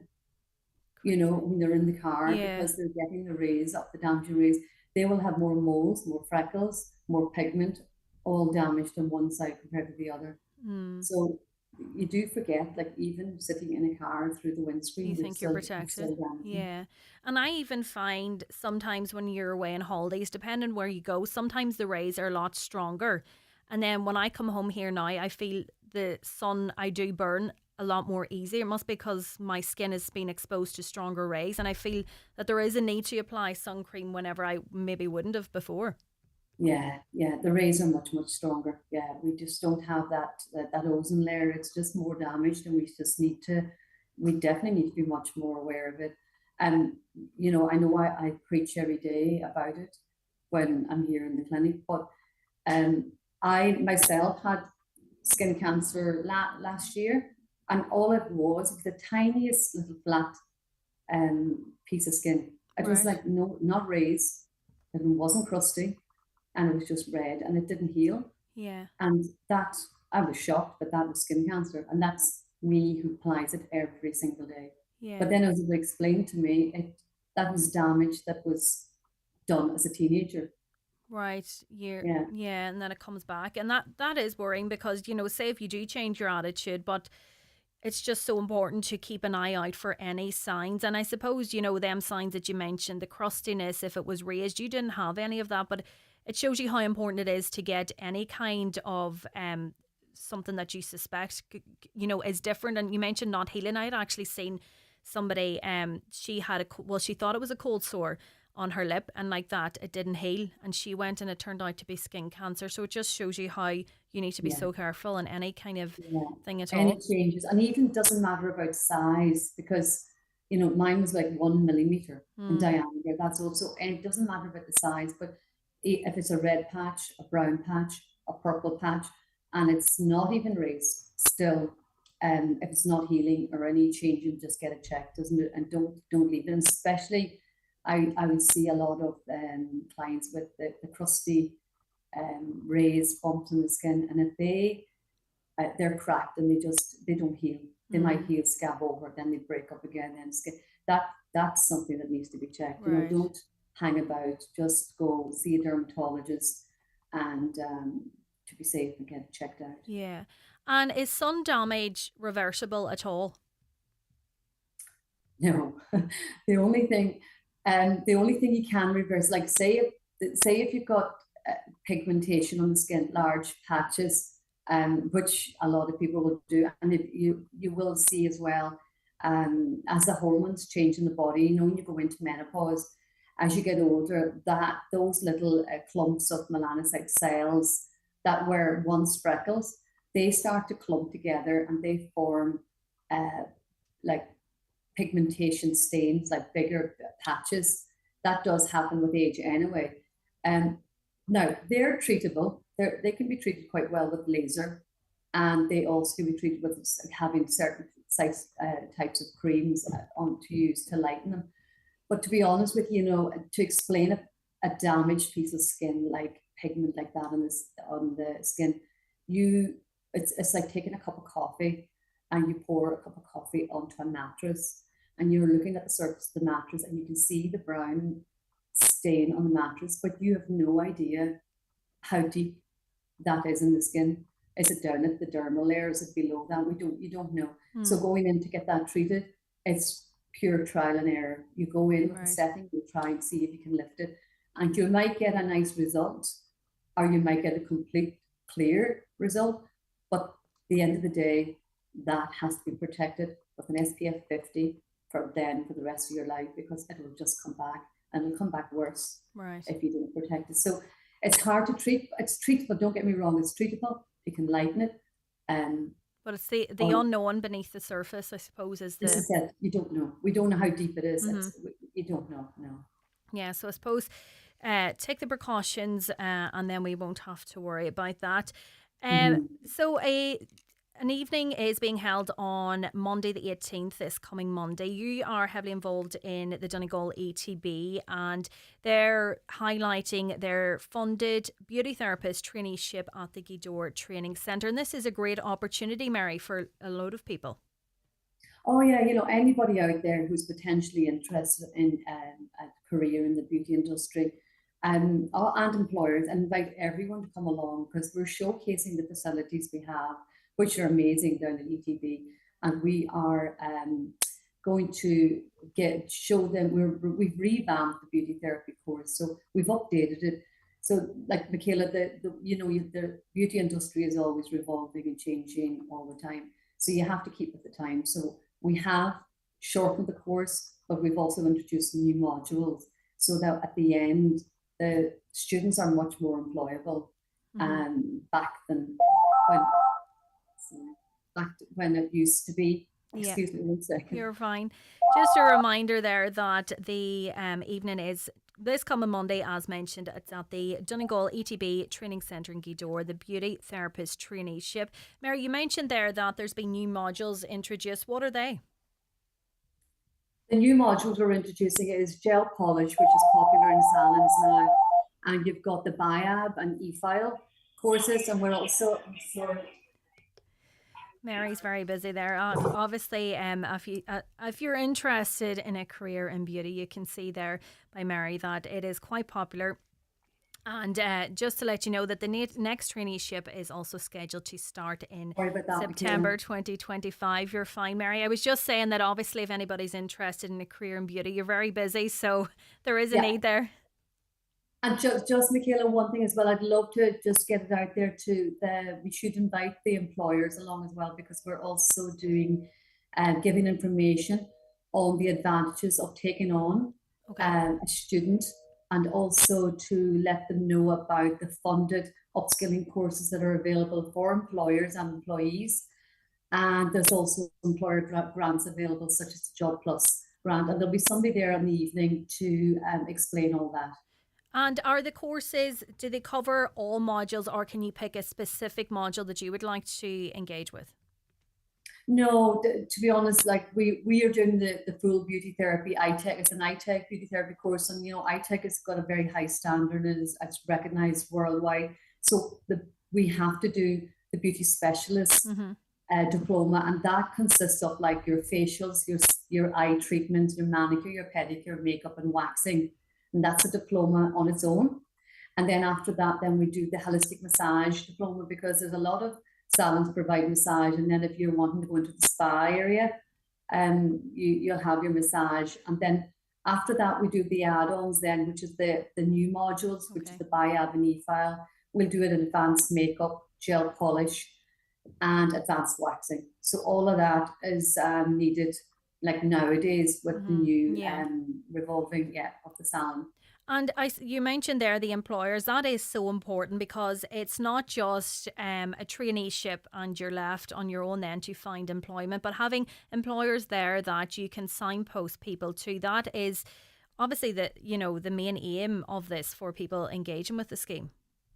Oh, absolutely. And to be like the majority of the students who do go out into salons and get their placement they don't go out after it's 20 weeks in college, then they go out after the 20 weeks for 2 days a week. They actually, the majority of them get to stay on in their salons. They're given employment. So the employment rate is really, really high after the course. And it's lovely that they've gained experience throughout the course, and then the employer provides employment for them, because they can see, that they've proven themselves that they do really well within the salon environment. Yeah. And Mary, if anybody's interested, where can they find out more information on that? They can contact Letterkenny ETB, or they can call, 07491 and 20500. Great. Mary Ferry, owner of Genesis Aesthetic Skin and Hair Studio in Gweedore, thank you so much for joining me this morning. Lovely. Thank you, Michaela, for having me. And we're going to take another quick break. We'll be back in a couple. The 9 till noon show with Letterkenny Credit Union, now offering mortgages from €40,000 to €600,000 with no hidden fees or transaction charges. Letterkenny Credit Union, 9102127. Shop Homeland's August mega deals at your local Homeland or at homeland.ie. Save 10% off Kaiwaka Premium Rain Gear and Port West DX4 trousers. Save 10% off all dog leads and collars, and save 10% off Leader dog food. All this and more or until August 21st. Visit homeland.ie. Nationwide delivery available.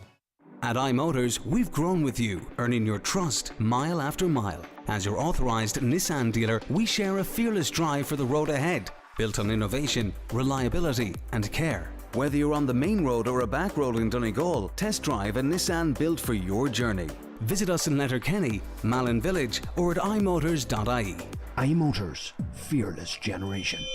It's Cabaret 25 at Harvey's Point. We start again on Wednesday, September the 3rd, and every Wednesday until November the 5th. An amazing lineup of stars, gourmet food, the warmest of welcomes, and all in the beautiful surrounds of Harvey's Point on Lough Esk, Donegal town. Book today 074 972 2208 or harveyspoint.com. The Harvey's Point Cabaret, a night not to be missed. The acclaimed play Three Hail Marys on Grainon Letterkenny, Friday, September 5th and Saturday 6th. See on grainon.com. Selling fast. Step back in time at the Donegal Vintage Club's 46th Annual Vintage Rally at Drumbarnet, Manor on the main road between Letterkenny and Derry. This Saturday the 16th. On display, stationary oil engines, vintage tractors, old machinery, a dog show, cars and lorries, collector's items and farm machinery. That's the 46th Annual Vintage Rally this Saturday at Drumbarnet, Manor. This ad is sponsored by Tully Tyres, the tyre specialist Ballandrate Lifford. Highland Radio weather updates with McElhinney's. Get back to school sorted with all the essentials from school jumpers to shoes.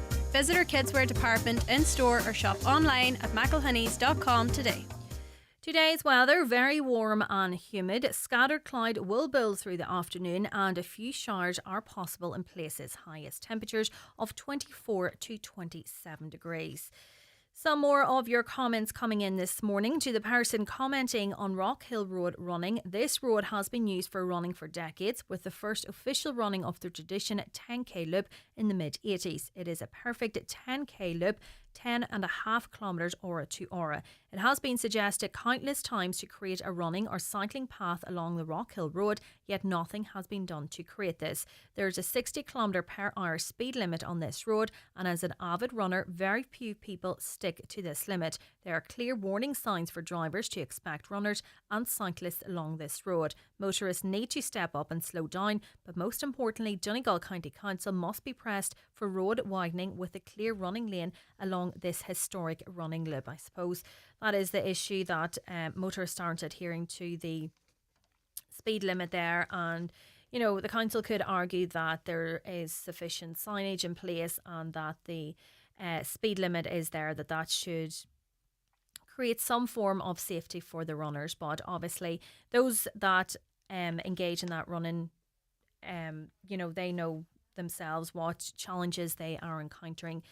Another listener says Indians getting attacked in the news is an agenda. This is a government agenda for hate speech. No attack should happen, but we don't talk about Irish people getting attacked. I know of a young child that was attacked by a traveller, but that won't be spoken about as you're deemed a racist if you speak out against the travellers. I don't think that is the case, and I think any attack against anybody should be condemned, never mind race, or what ethnic group you come from. Any attack on anybody is totally unacceptable. A note is in at Drummond School in Kilmacrennan on the Lough Fern Road. There are 6 or 7 young cattle out on the road there. Just to give another mention, Ours to Protect is on this evening. It's back on the airwaves after the 8 o'clock news. This month, Donna Marie Doherty is unravelling the complex world of fast fashion and what it truly means for our planet and our pockets. So tune in as she explores the hidden environmental and social impacts of our clothing choices and the simple actions we can all take to dress with a clear conscience.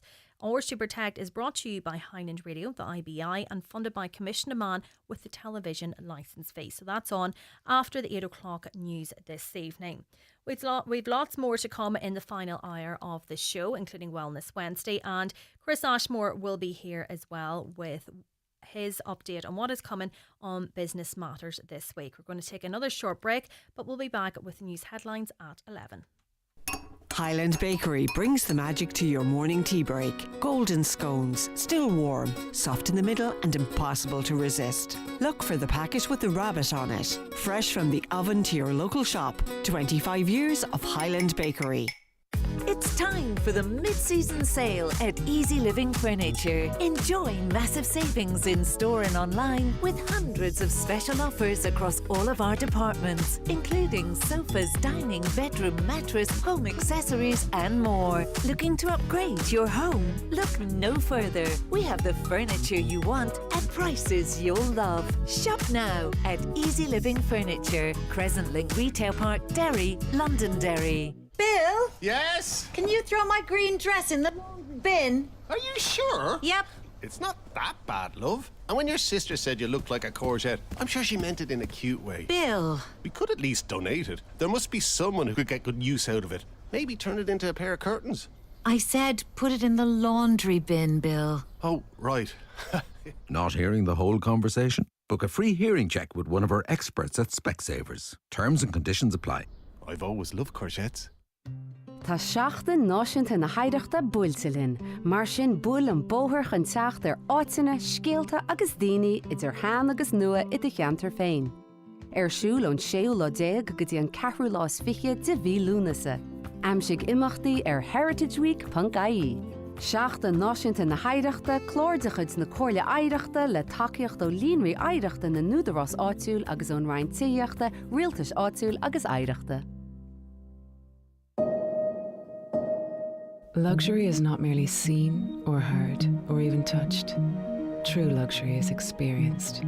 It lies in the minute details that elevate the ordinary into the extraordinary. It's quiet spoken, but leaves a lasting impression. You know it when you feel it. Luxury begins with L. Lexus. Experience amazing. Discover the all-electrified range at Lexus Letterkenny.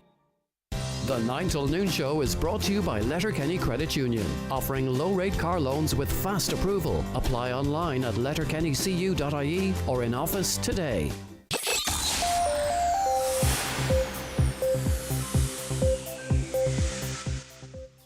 It is approaching 11 o'clock and time for the latest news headlines with Donald Kavanagh. Thank you, Michaela. Good morning. The Micah Action Group has announced it's standing down after 11 years. Deputy Chairperson Tricia Sullivan told Michaela on today's 9 till noon show that the 100% Redress Party has secured the election of 4 councillors and a TD, and they're now best placed to take the campaign forward. Tricia Sullivan said the success of MAG has been that ordinary people got together to fight for redress, and while the issue is nowhere near close to being resolved, the journey they've been on for over a decade has been instrumental in securing the progress that has been made. It's emerged there are 253 people in Donegal still waiting to be paid as part of the Acres scheme, 40 of those payments outstanding since 2023. That's the highest number in the state. Deputy Pearse Doherty says all of these farming families are now in financial limbo, and this actively undermines the very purpose of the scheme itself. Police inquiries are continuing in Derry into material placed on a Republican bonfire in the Cregan area of the city. It's due to be lit on Friday. The pyre at Meehan Square features crosshairs beside the names of people, including police, politicians, and the name of a 15-year-old boy who died in a drowning tragedy in the Waterside area in 2010. Bundoran Northern lodged just before 4 yesterday afternoon following reports of an injured casualty at the diving boards area of Bundoran Beach.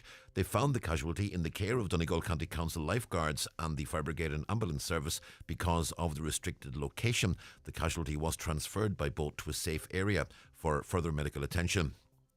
And SSE has launched the 2025 Minty Cat and Cullia Community Benefit Fund, with online applications being accepted until Friday, September 12th. The funding is open to projects within 20 kilometres of the wind farms, with priority being given to those within 5 kilometres. This year, the fund will distribute over €160,000 to initiatives promoting environmental sustainability, improving service for safety organisations and fostering community development. And that's Highland Radio News. We're back with news headlines again at 12 noon. Thanks, Donald.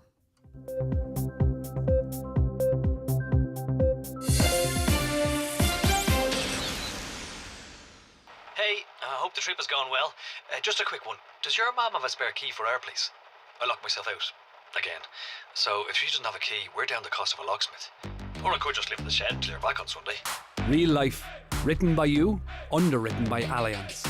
Feel secure with up to 4 emergency home assistance callouts each year and get 10% off new home insurance policies at allianz.ie. Allianz plc is regulated by the Central Bank of Ireland. Standard acceptance criteria, policy conditions and minimum premiums apply. Now, it is just after 11 and we're into the last hour of the show. And on this week's Wellness Wednesday, we're talking about listeriosis. So the Food Safety Authority of Ireland announced a number of recalls on products due to safety concern of listeria, a bacteria that can cause serious illness, especially in vulnerable people. A voluntary precautionary food recall of ready-to-heat meals is underway due to a link with the outbreak. Sarah Keogh, consultant dietitian and founder of Eat Well, joins me now. Good morning, Sarah. Good morning. How are you? Good. So, Sarah, this has been in the news now for many weeks. How serious is listeria? So listeria itself, if you get an infection with listeria, it can be quite serious. Now, most people, if they do get infected with it, they will have, kind of the typical symptoms of food poisoning. They'll get over it and they'll be fine. But rarely someone can become seriously ill with it, as we saw with the case earlier. And particularly if someone gets listeria during pregnancy, it can cause miscarriage. So it can have problems for the baby. So as I said, for most people, it's uncomfortable, but it can be more serious.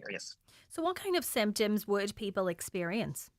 So it can take a few weeks to come on. It can be anything from sort of a bit of like a flu-like symptoms, but a lot of it is your typical, vomiting, diarrhea, that kind of sort of symptoms with it would be the main thing that people would get. And in relation to, products being identified, how quickly does that happen? How quickly is it determined where the listeriosis has come from?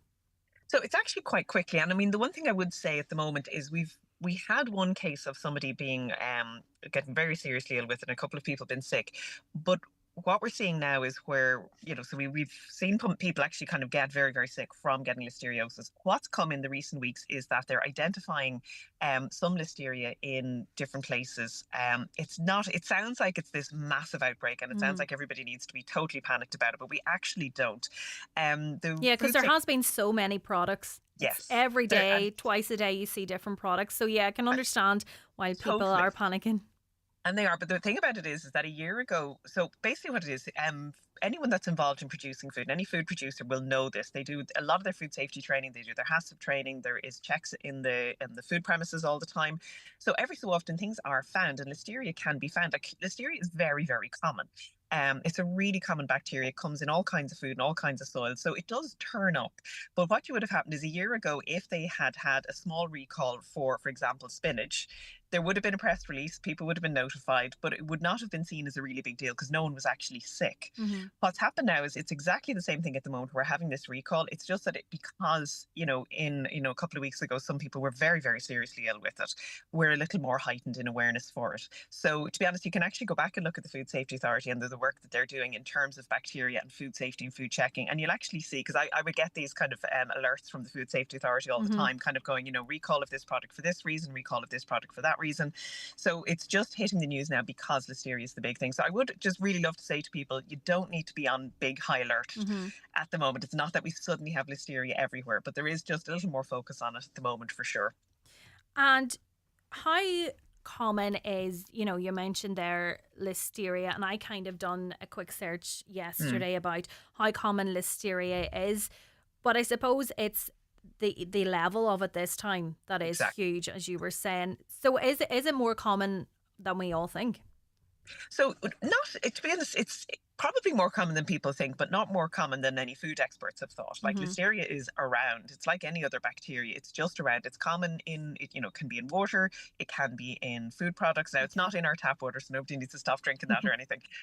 But it does come quite commonly in. So that's why the important thing with listeria is that you're cleaning your food, that you're washing your lettuce leaves, you're doing those kind of things. And say if you buy a bag of lettuce that does say washed and ready to eat, should you wash that further yourself? The recommendation at the moment is that we wash it. Now, the washed ready to eat should be okay. It tends to be packaged in sort of a protective atmosphere and so on. But, to be super sure, it's no harm to actually wash that. And certainly if you're washing if you have to buy like a whole lettuce and you're going through it, and what you want to do is wash that under running water. So you don't put everything into a whole sink full of water and soak it, because if there is any listeria on one leaf, it then gets spread to everything. So you're just kind of going to rinse it a little bit one by one, and your salad spinners then are great for then shaking that off afterwards.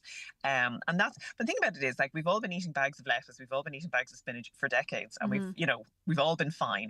And there's no extra level of listeria today than there would have been last year. Yeah. They just happen to be in this one case where so what it is with bacteria, you can actually, most people will tolerate a small dose of the bacteria. It's only when it actually gets to if there's a huge contamination that then people actually get sick. Yeah. So you're going to be exposed to a lot of bugs all the time, and your immune system is pretty good when it's at low levels for them. It's absolutely fine. It's only if it comes in at high level, and that's just what happened in the case of the ready meals that were recalled. But for the things like the lettuce, the spinach, all of those, this is what we call a precautionary recall, where they're just really just being ultra careful with it. And what kind of checks? We saw last week one of the companies at the centre of this started producing their product again, or putting it back on the shelves. What kind of checks be carried out, or is it just those checks that you mentioned previously, the ongoing checks like the HACCP? Is it just that they show up that there's no so everything is going to be really, really tested. And what you look at with food safety is they will check the premises, and with the Food Safety Authority of Ireland, with the environmental health officers, they actually do checks all the time. In fact, Ireland is actually fantastic. We have so very few actually outbreaks of food poisoning with that, because we have such safety in place. So the company that's come back, I would have absolute confidence in their food, because the checks will be there, and I'd say it'll probably be double the checking that it would have been before. So it's really careful, and they check everything from where listeria might be on the premises. It might be, and what you will find sometimes with the recall is where listeria was found on the premises somewhere, but not necessarily in the food. But it's just this precaution that we just say, look, we'll just be really careful and we'll just stop with that. But yeah, I mean, you've got the testing that goes on all the time with it. You have the environmental health officers checking it, and I've no doubt they'll be kind of really keeping an eye for this as well, just to make sure everybody feels reassured about these foods. And you mentioned there that Ireland is great in the testing of products. How does that compare to other countries? You go on holidays, you're unsure about what you're eating, whether you do be cautious of, has this tomato or have these salad leaves been washed before you're eating them? Well, I think what it is you look at advisories for different countries, because there are different food standards. In Europe, we have the same food laws, and I think we're particularly rigorous in Ireland with them.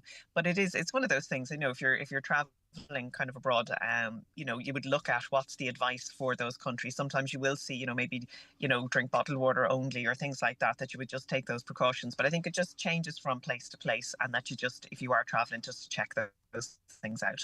And what would your advice be to anybody in Ireland if they do suspect that they've contracted listeriosis or they've eaten a contaminated food? So, I mean, even the advice with when the ready meals were possibly an issue was that if you felt okay, it was fine, and that's kind of your baseline. If you're feeling okay, if you're not sick, you're not sick, so that's fine. But if you are feeling sick, absolutely get in touch with your doctor and just ask for their advice with that. And I suppose you mentioned there the vulnerable people. Can they take any other precautions themselves? If you are pregnant, is there things that you should stay clear of just in case? That's the thing. I mean, we see a lot of advice around pregnancy for women, particularly around unpasteurized cheese and cheese that has a white rind on it, just to avoid those during pregnancy. Because now, when we say there's a slightly increase, it's a very slightly increased risk, but it is just recommended to stay away from those. And that if you are cooking something like a ready meal, they're totally safe to use, but you follow the cooking instructions until they're hot right through to the middle. I often think, in Ireland, we're a bit, it's nearly done. So rather than, if it says 4 minutes on the pack, give it the 4 minutes, because that's actually properly tested and checked to make sure that that's safe. So, don't half heat something, don't reheat things if they've been heated already. So you're just, really careful food safety precautions that we would talk about with it, and just to keep an eye on those things. And again, particularly with pregnancy, you're just washing your food, washing your salad leaves, you're washing those things with it, but it's fine. You don't have to avoid those foods. Yeah, and the Food Safety Authority reassuring consumers regarding the recent recalls with listeria. It is important that, we do follow their guidelines, and, as you mentioned, we don't have to live in fear that, these tests, they are a precaution. So that is important for people to remember as well. And there's really good information on the FSAI website, so fsai.ie. And if you even just do a search for listeria and the FSAI, they've really detailed information on their website. And it's actually very reassuring, because I think it's very easy to suddenly panic and then think, oh, well, I have to stop eating salads, or I have to stop eating all these foods. We really don't. We actually have an excellent food safety system here. Yeah. Sarah Keogh, consultant dietitian and founder of Eat Well. Thank you so much for joining me this morning. So that was our chat in relation to listeriosis, and as Sarah was saying there is no need to panic, and a lot of products are recalled as a precautionary measure, so that is important to remember. And I suppose, just always check the Food Safety Authority of Ireland website for all details. We're going to take another quick break. The county's #1 talk show, The 9 till Noon Show on Highland Radio. The 9 till Noon Show with Letterkenny Credit Union. Simplify your debts with a debt consolidation loan from Letterkenny Credit Union. Call us on 074 910 2126 or apply online via our app or in office today. At DoorTech Garage Door Systems in Kilmacrennan, we specialise in the supply and installation of all types of industrial roller doors and garage doors. Whether for your home, business or farm, our doors offer the security you need. For premium quality doors, call DoorTech on 9139941 or visit doortech.ie. Teagasc will hold a Rush and Uplands land management event this Wednesday, the 13th of August at 7 p.m. at the farm of Redmond and Donna McMonigal, New Mills, Letterkenny, F92K02T. There will be machinery demonstrations, information on rush control and information about the Acres scheme. This is an event not to be missed by participants of the Acres scheme. All are welcome. With back to school on the way, don't let blurry vision hold your child back. At Inish Eye Care, we've a great offer of a second pair of children's glasses free. Yes, buy one pair of glasses and get a second pair free. Book your child's eye test by calling into Inish Eye Care in Carndonna Shopping Centre or at 14 Ardravin Square, Buncrana, and see the full range of glasses available. Some terms and conditions apply. Inish Eye Care, your vision, our focus. Milford Tiles, Milford Retail Park. Tiles, bathware and wood flooring. The best quality and value in the Northwest. Fully stocked and ready to go. Fitters and delivery available. 10% off for Mica affected customers. Don't forget to ask about our 5-day bathroom fit out. Call Milford Tiles on 083 091 0707. Highland Radio Time Checks brought to you by EirGrid, the operator and developer of Ireland's electricity grid. EirGrid, powering up communities, powering up Ireland. The time is? The time is now 14 minutes past 11, and just a reminder that this Friday you could be in with a chance of winning €2,500 in cash, and that is part of Highland Radio's mega summer draw with €20,000 in total to be given away. So you can buy a ticket today for the mega summer draw and you will have 5 chances to win. Every Friday from this Friday the 15th of August to the 5th of September we will be giving away €2,500 in cash, and that's not all. On Friday the 5th of September on the 9 till Noon Show we will be drawing a ticket where one lucky person will win €10,000. So to buy a ticket, log on to highlandradio.com, click on the draw link and you can get 1 ticket for €15 or 5 for €50. So make sure you log on there, and you can also give us a call on 07491 25,000 and we'll be glad to process that for you over the phone. I'm joined now by Barbara Nikahal Coorgihor Plan Ala Changa from Lingra Letterkenny. Apologies, Barbara, I butchered your pronunciation there, and that is every time I have a discussion like this I feel so ashamed that I don't have much of the Irish language, and my granny was a native Irish speaker, so she would be turning in her grave at that. So good morning anyway, Barbara. Good morning, Michaela, and our classes are starting again in September, so you're more than welcome. I have considered going to classes, I would, and I suppose it's that thing that you fear you're too old to learn a language, but you're never too old. Never. So I might consider it. It's good track, and it's very conversational based and very sociable, so I would genuinely encourage anybody who's interested whether they've absolutely no Irish or they're, fairly good, fairly fluent, Mm-hmm. to give us a shout and to consider the classes. Yeah. Yeah, well, you never know. You might see me there. But anyway, today we're talking about the exodus of the Marathi and the fear that it could lead to the Gaeltacht tradition for Irish teenagers being lost. And this is something that has been huge for generations. And I suppose for yourself, it is a severe fear.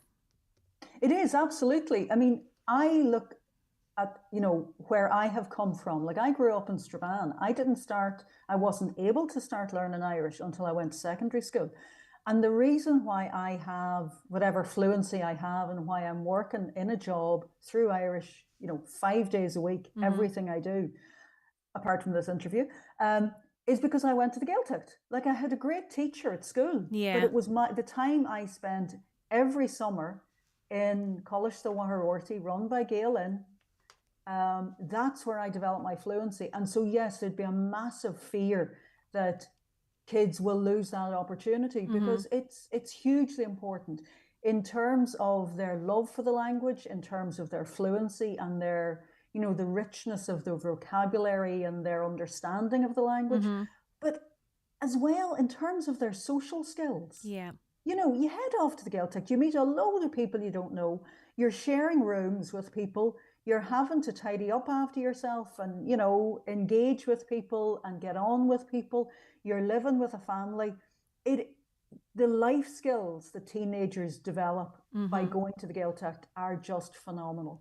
So from every perspective, as a Gaeilgeoir myself, as a parent myself, it's something that I think is really important and that we need to be realistic going forward as to how we make this sustainable. Yeah, because you mentioned there, you had a great teacher at school. I also, you wouldn't know, but learned Irish at school, and I did my GCSE in Irish. But, when you were preparing for that kind of exam, you were learning, the grammar and things that you were preparing for an exam rather than, as you said, the teenagers coming to the Gaeltacht, they're using it every day, and it's that conversational Irish that will carry them through.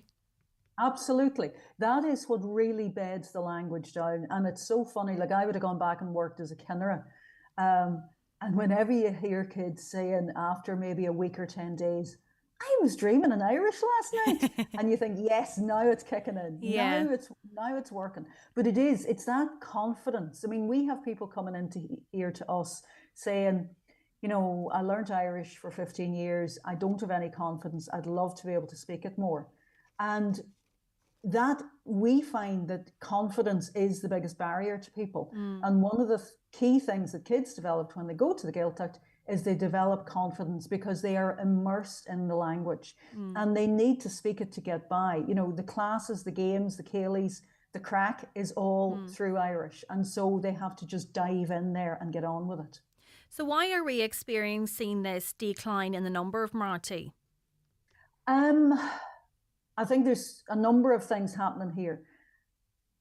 When COVID hit, the summer college option was just gone. And so a lot of people who had been keeping students had to go out and look for other ways of making money because they weren't going to be having students coming either from secondary schools or indeed from the universities. And so they had to go and find something else. And so whenever that time passed and the courses began again, some of those people were saying, well, actually, no, I've got a job doing other things and I'm going to stick with that. There's also the reality that far more people now, and particularly, because it is the Marathi. Yes, there are some Farati, but it's mostly the Marathi who are looking after the students. And far more of those are out working anyway. And a lot of those who have been working as Marathi are getting older and maybe they don't want to take on the responsibility of teenagers anymore. And so once they go, their daughters or their daughters-in-law or their sons are not following after them saying that they'll do it as well. And I think part of the problem has been that maybe we've been a wee bit patronizing about this, that it's been a grand thing for women in the Gaeltacht to do during the summer to earn a bit of money. Kind of taken for granted. Well, yes. And I mean, the reality is, because seasonal work would always have been a big thing in the Gaeltacht. And people, particularly like men would have travelled like even say when I was in the Gaeltacht, there were still men going to Scotland for work and coming back during the summer and things like that. But mortgages aren't seasonal, and electricity bills aren't seasonal, and university fees for their kids aren't seasonal. So families in the Gaeltacht need to have sustainable ways of making a living. And so it's not enough to say, well, this is something you can do for the summer. And so I think there needs to be engagement with kind of that, a business model as to how we make this sustainable. Because what people are saying is they're working outside of the home, so they're not available. The money that they're getting for keeping students is not enough. And in terms of what they are receiving now financially, in terms of support, how far does that go in what they need to provide for the teenagers coming? Well, in terms of the Rin na Gaeltachta, they pay €14.50 per student per night. Right. And then they also get a fee from the college. Now, I'd say that varies between the colleges, so I don't have a figure for that.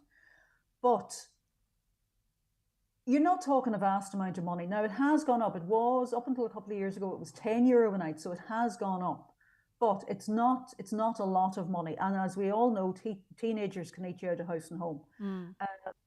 So there's a lot of cost involved in terms of putting 3 meals on the table for these teenagers every day.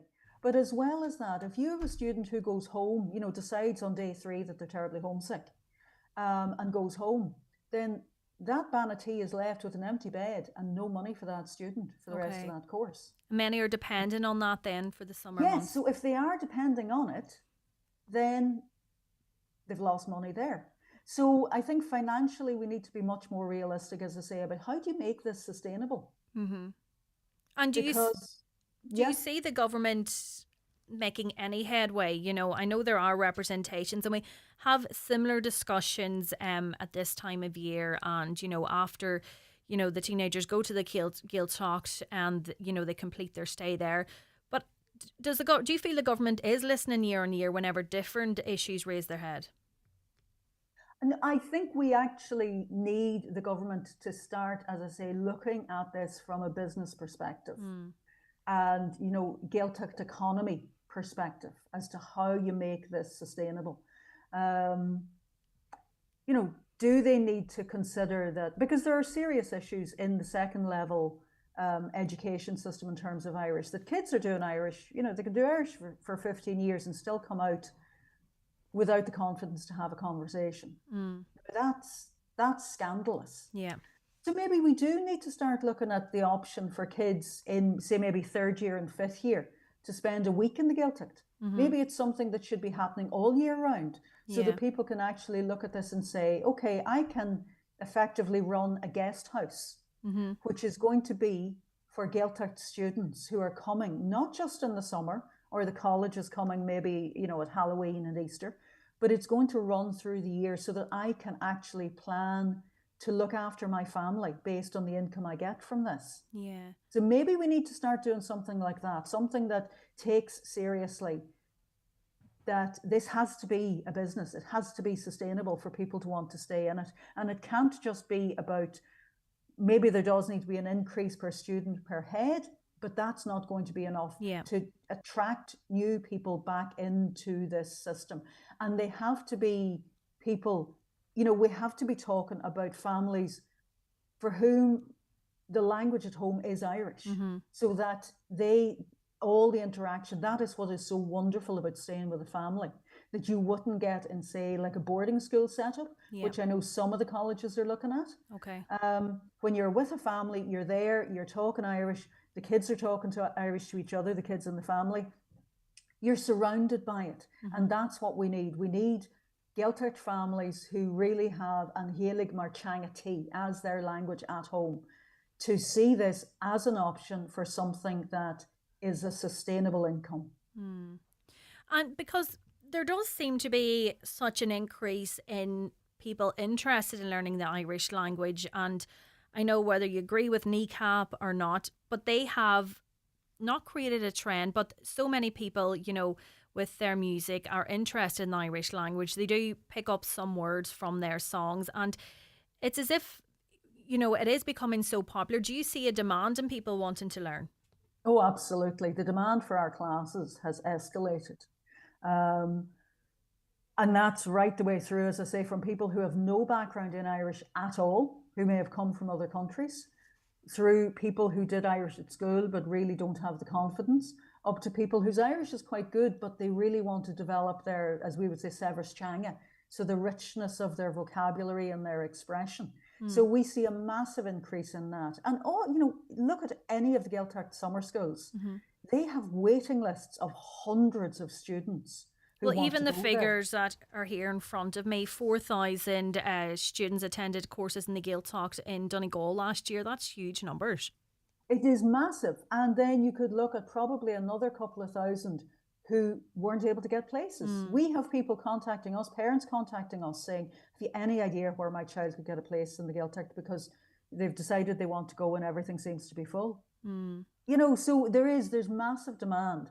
So again, let's go back and look at this as a business model. How do we respond? And it's not for us in Lean Literature Canon to do that, but it is something that Rinne Gaeltachta needs to look at.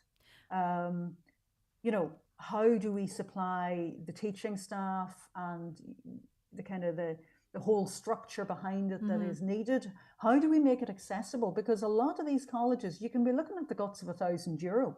There are a lot of families who cannot do that.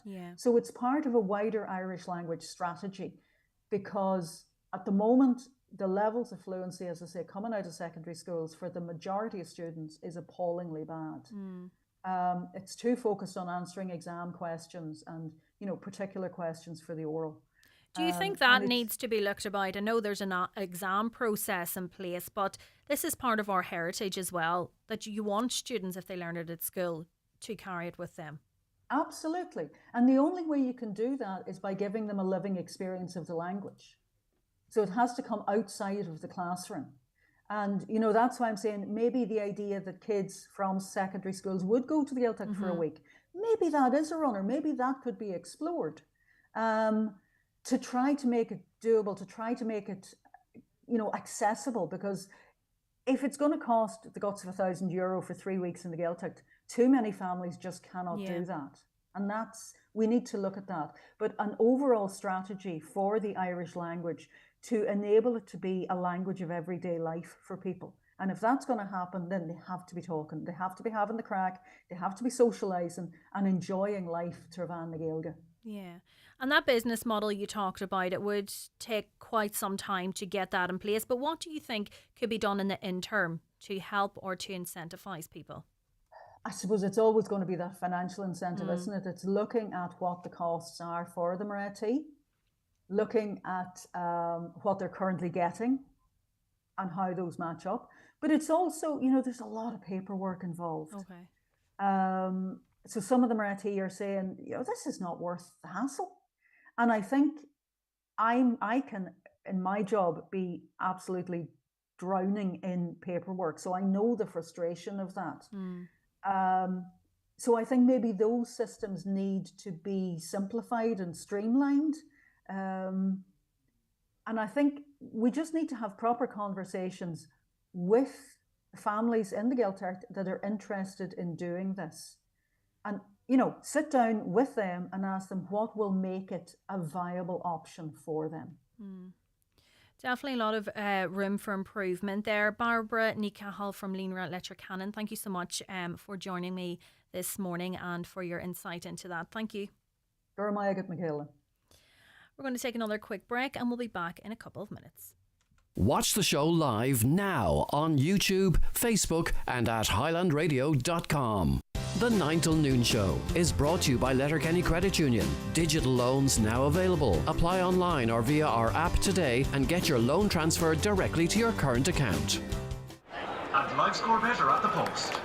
Total anticipation, total nerves, total adrenaline, total mayhem, total speed, total excitement, total heart, total bravery, total triumph, total celebration. Experience the total thrill of horse racing with Live Score Bet. Total betting. Bet responsibly. 18+ gamblingcare.ie.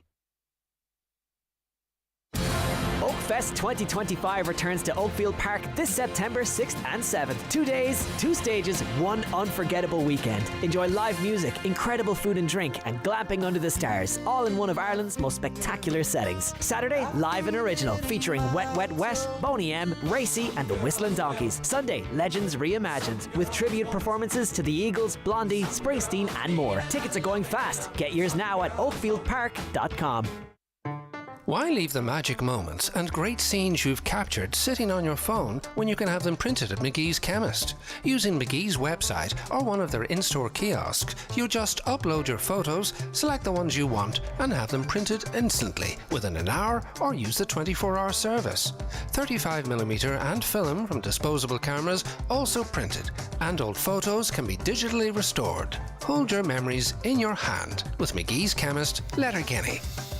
It's the Right Price Tiles wood flooring and bathware 70% off sale. Get up to 70% off all your purchases. Up to 70% off all tiles, all wood flooring, all bathware. Everything's reduced in store. The 70% off sale at Right Price Tiles wood flooring and bathware. Stores nationwide. Sale now on. Exam results arriving? You're invited to enrolment days at Northwest Regional College. On the day your exam results arrive, come along to your local Derry Londonderry, Strabane or Limavady campus to apply for a course or confirm your place. Choose from our wide range of apprenticeships, level 3 diplomas, foundation degrees and so much more. For more, visit nwrc.ac.uk/results. Northwest Regional College. From here to career.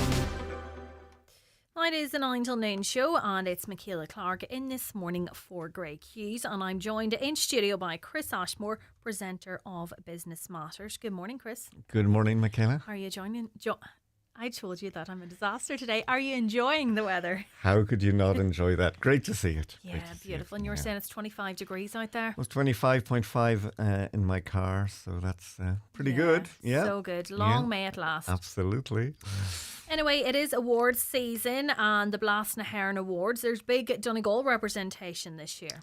Yes, now these Blas na Heron Awards, prestigious awards, the actual ceremony takes place down in Donegal, and it celebrates the best of Irish food and drink. Now, that doesn't take place until October, but they have done the shortlist, and 14, a record number of Donegal companies have been shortlisted, a range of categories.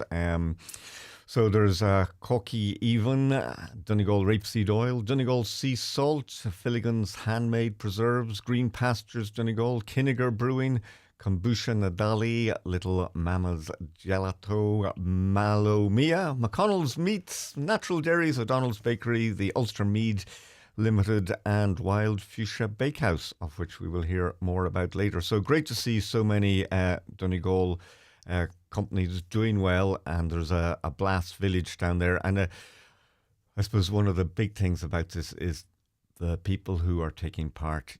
You do get a big spin-off in terms of orders. It's great exposure, and it's such an array of produce coming from Donegal. It's amazing to see. And you know, we really seem to be on an upward trend in that regard. And just worth picking out one of the company's Green Pastures in Convoy. Now, this is another award, the Great Taste Awards, all set up through the London Guild of Fine Foods, and there were more than 14,000 entries from 110 countries and a judging panel of industry experts. And the good news is that Green Pastures in Convoy, they were one of only 5 Irish companies that got 3-star awards for a number of products: Greek yogurt, a fat soft cheese, a creme fraiche, and 2 types of sour cream. So great to see that. Yeah. Wouldn't you love to be one of the judges? Taste and all we'll that. have to get onto the panel. They need to invest our services. Need to investigate that. Good thinking. And there is a number of digital grants available for people. Yes, just to point out, with all the talk about tariffs and trying to find out exactly what's going on, if you are exporting to the United States, there is a Market Explorer grant you can get through the offices of the local enterprise office, and that's to assist people to evaluate and research new markets and to find out exactly how things are going on, taking into account the tariffs. That was quite a quick response in relation to that, actually, getting Yeah, them up and going. It's encouraging to see, and I think, over time, as we know, these tariffs could fluctuate and change. So, but look, better to be on the ball and be in there and trying to find out as much as you can. Yeah, absolutely. And a business support clinic is being held. Yeah, just to let people know, there's one on actually this Friday, and this is a virtual business support clinic. So all online, you can go through the local enterprise office, and if you want to find out more about the various supports and services there. So many small businesses have got that little helping hand, particularly in the early days, from the local enterprise office, and that is worth checking out. I know it's short notice, but they run them regularly, but the next one is on this Friday. And it's great for particularly small businesses. It's very daunting starting your own business, but there is so much support out there, and it's just knowing exactly where to get that support. So things like this are hugely beneficial to them. Absolutely. And for example, one of the supports out there, there's a thing called the Grow Digital Voucher, and you can get up to €5,000 in funding for software, for training, digital tools, all about helping people getting online and promoting their business. Yeah. So what have you got coming up on Business Matters this week? Well, on this week's programme, I've been speaking to Shan McCann, the owner, founder, managing director and baker for the Wild Fuchsia Bakehouse in Dunfanaghy. Great success story this. She specialises in a variety of bread mixes and scone mixes. She's won a number of awards in the past and stocking locally. Also, you can order online. She's had Great Taste Award success in the past, and all dates back to well before COVID, and she was involved in a number of other businesses which you'll hear about in the programme. And we've a clip here, and she's just explaining about the mixes, how easy they are to use, and that's one of the reasons why they are so popular, and they also make a great gift. We try to make the mixes as easy as possible for people to make, and I try to give a lot of alternatives. So I don't like the idea of people having to go out and buy extra ingredients, and there's nothing more annoying than going to the fridge to make something and not having an egg or not having buttermilk. So I give alternatives. So all of the mixes you can make with plant alternatives.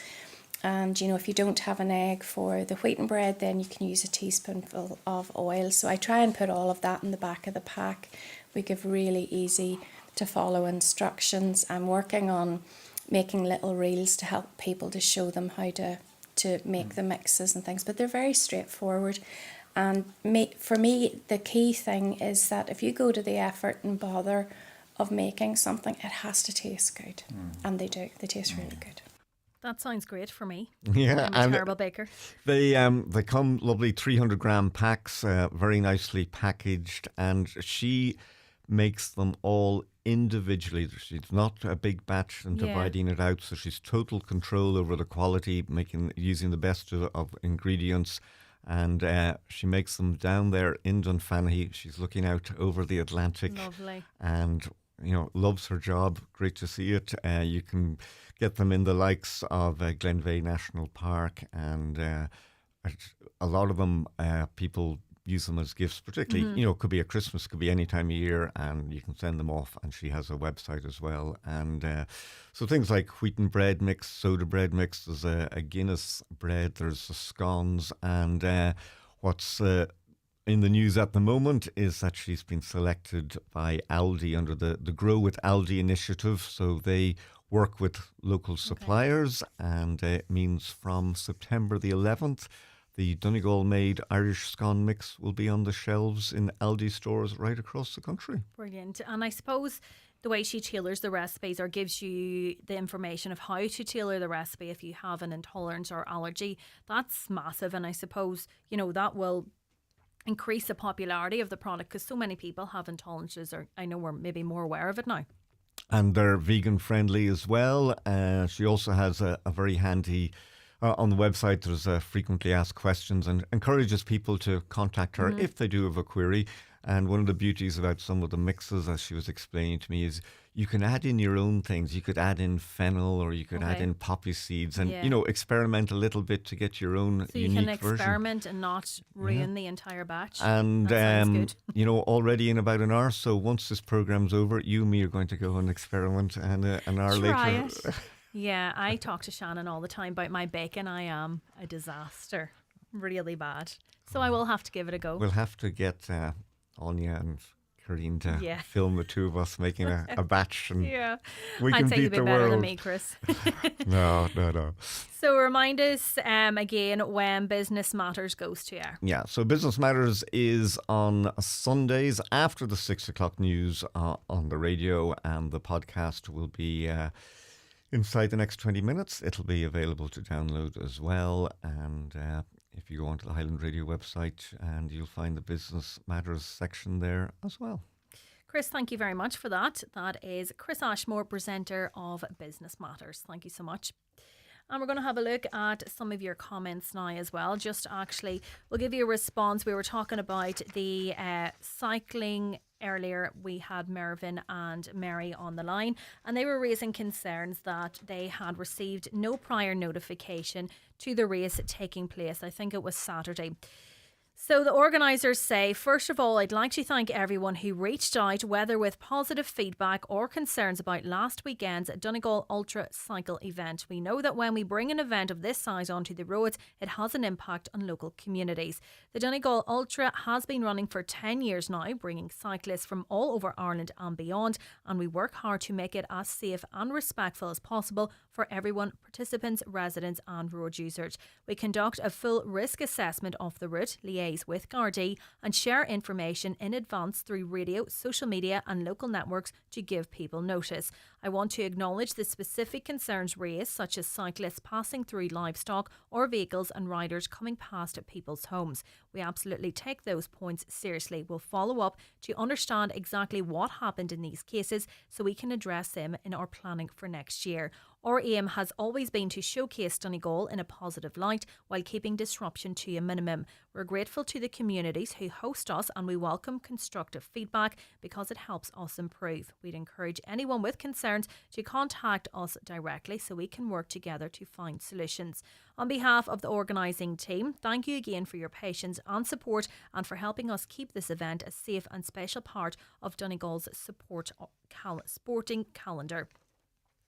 And it is great to have such events, and it is good that people can air their concerns, and the event organisers there say that they have been taken on board, so that is positive, and hopefully any concerns, they can be addressed, or there can be some measures in place that those that have raised concerns feel they've been listened to and that the concerns are possibly addressed. I fondly remember my days in the Gaeltacht, this listener says, with the ban and tea. She fed us 3 times a day and always made sure that we were looked after. We even got desserts in the evenings. That, as Barbara Nicahal was saying there, €14.50 per night, I think she said that the Murty get. And to think that, they're feeding these teenagers 3 times a day, there's obviously electricity costs, and many will have mortgages and just the running costs of the house. And that definitely wouldn't cover, all the costs that they have to put forward. But it's such a great, as I was saying when I was speaking to Barbara, it's such a great thing to do, I think. And I remember when I was at school, a few students would have went to the Gaeltacht, but very, very few. But to see those figures at 4,000 attended in Donegal last year, it's great to see such huge numbers that, people want to learn the Irish language and want it retained. We'll be back now again after this short break. The 9 till noon show is brought to you by Letterkenny Credit Union, with monster loans available up to €60,000 for all occasions. Visit letterkennycu.ie.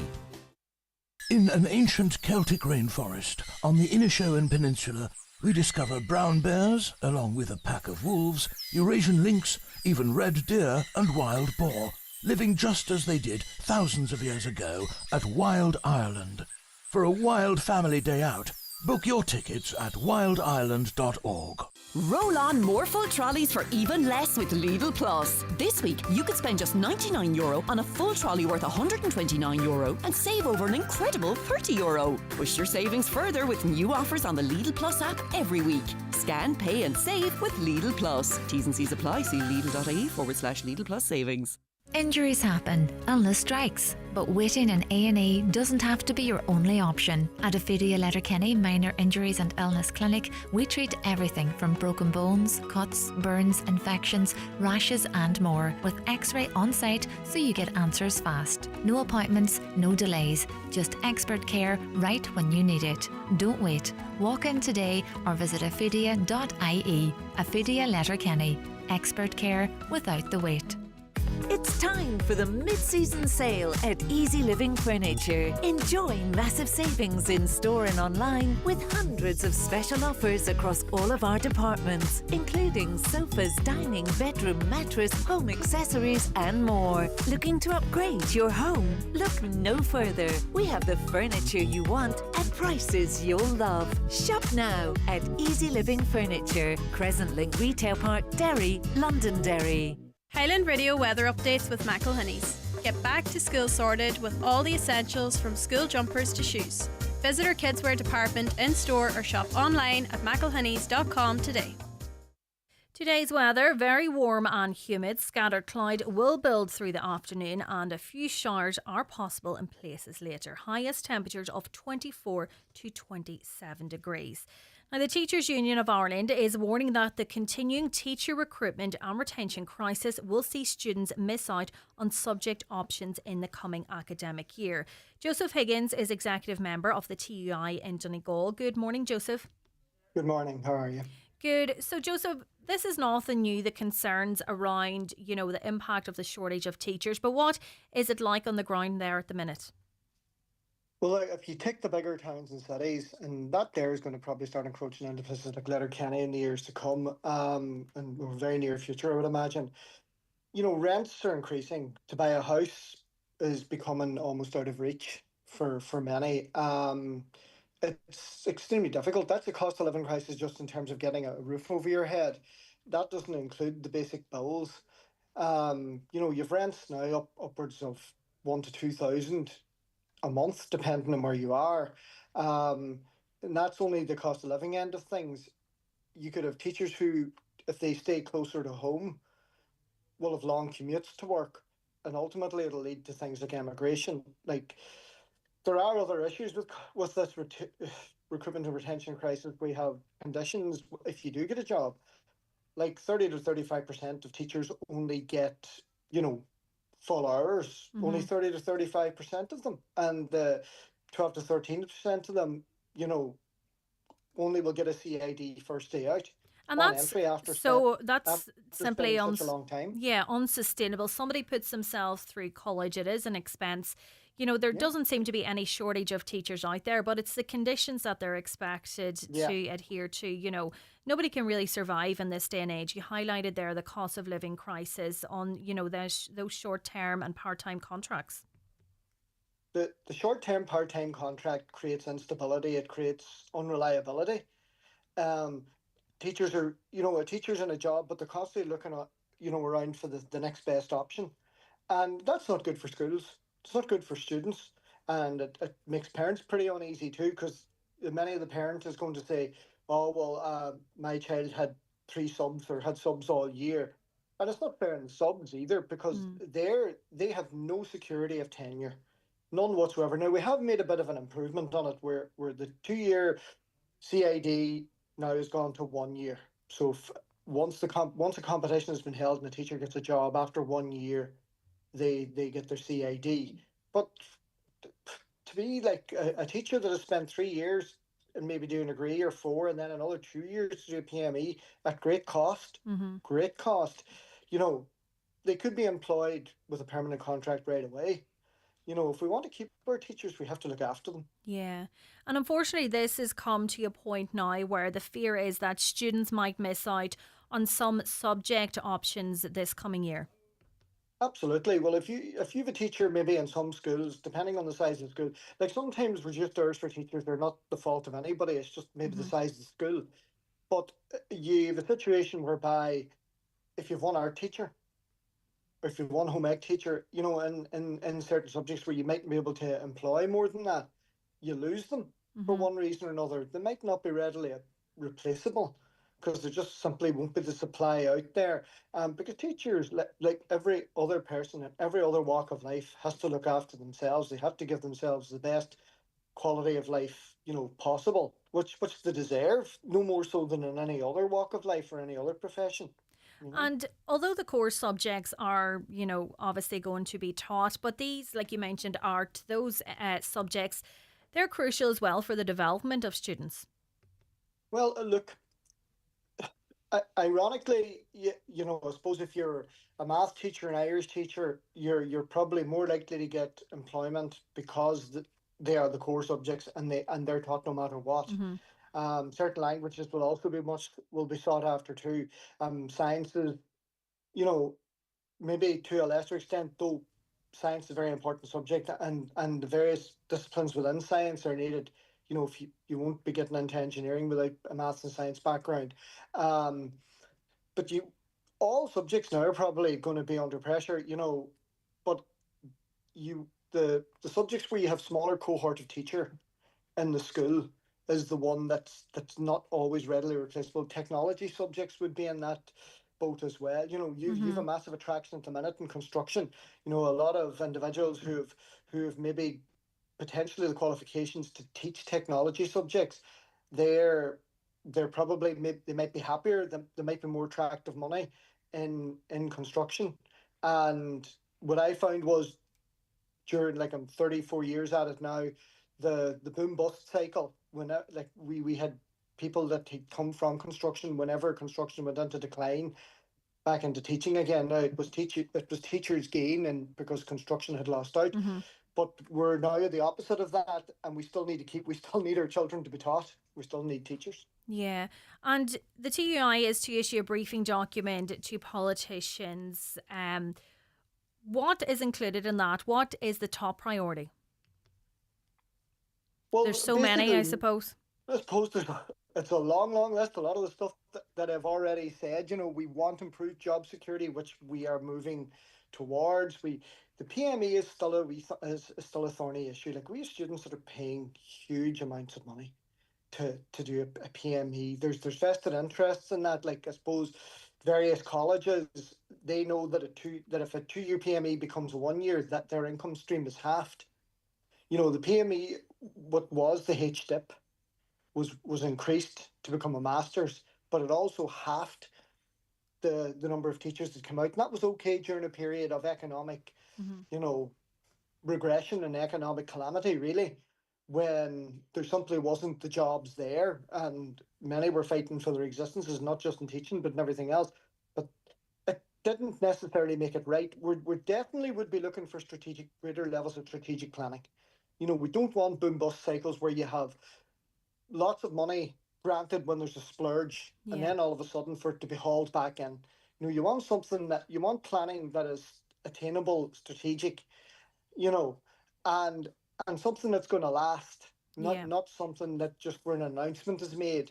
We're looking at, I suppose, down the line, we would look at greater supports for our teachers, in the workplace. The workload is increasing. The new senior cycle, which we have voted to accept, is still going to involve a lot of work. Like, it's going to be a huge workload in teachers with the the additional components. That, especially because every subject will now have an additional component to it, an additional assessment component. Yeah. And even though it's going to be examined by the SEC, it's still a huge amount of work on top of CBAs that are already been done as part of junior cycle. So the workload isn't getting smaller. Yeah, it's only increasing all the bigger. time. And I would really, really like to see, I suppose, a progression in terms of promotional posts for teachers that maybe takes the toxicity out of it. Okay. Our workplaces, like every other workplace, when it comes to promotions, can become toxic. And if you take that out of it, like every teacher that goes into the profession is capable of doing, Mm-hmm. any kind of a promotional post. And it's, when it becomes free for all, I don't think that builds a healthy working environment. Do you see And we that talk, then, Joseph, having a knock-on impact that teachers may leave the profession because of that? well, at the minute, it's not too bad in Donegal, maybe. But you see in areas, some of our bigger cities, where it's not just a single factor of conditions, cost of living, it's an accumulative factor of all of these things together. And they kind of go, is this really worth it? Yeah. We also, and another elephant in the room, I suppose, is, now doesn't just affect teachers. After 2012, the pensions for new teachers were significantly disimproved as opposed to those pre 2012. And even though most young teachers, when you come out, you go, I just want to get a job. Mm-hmm. And you don't think on beyond that. And maybe it's not fair for them, but a lot of them are having to do that now, because you're Yeah. looking at a teacher that retires now, just say after the guts of 40 years service. You might only get a job in your mid-20s. Mm. You're teaching a hell of a long time. The pension could be as little as 12, 13,000 a year, and the lump sum. Yeah, and people just can't live off that. 60,000. Well, you're not going to live on 12,000 No. a year anyway. Yeah. Definitely not. Joseph Higgins, Executive Member of the TUI in Donegal, thank you so much for joining me this morning. And unfortunately, we're always raising concerns, and it just feels that, maybe it is falling on deaf ears, or it's more of a reactive than a proactive response to many of the issues that are being raised. That's all for the 9 till noon show this morning. My thanks to Caroline Orr and to Shannon Wilkin for all the help this morning. John Breslin is coming up next on Around the Northwest, and we'll be back tomorrow morning from 9 o'clock. The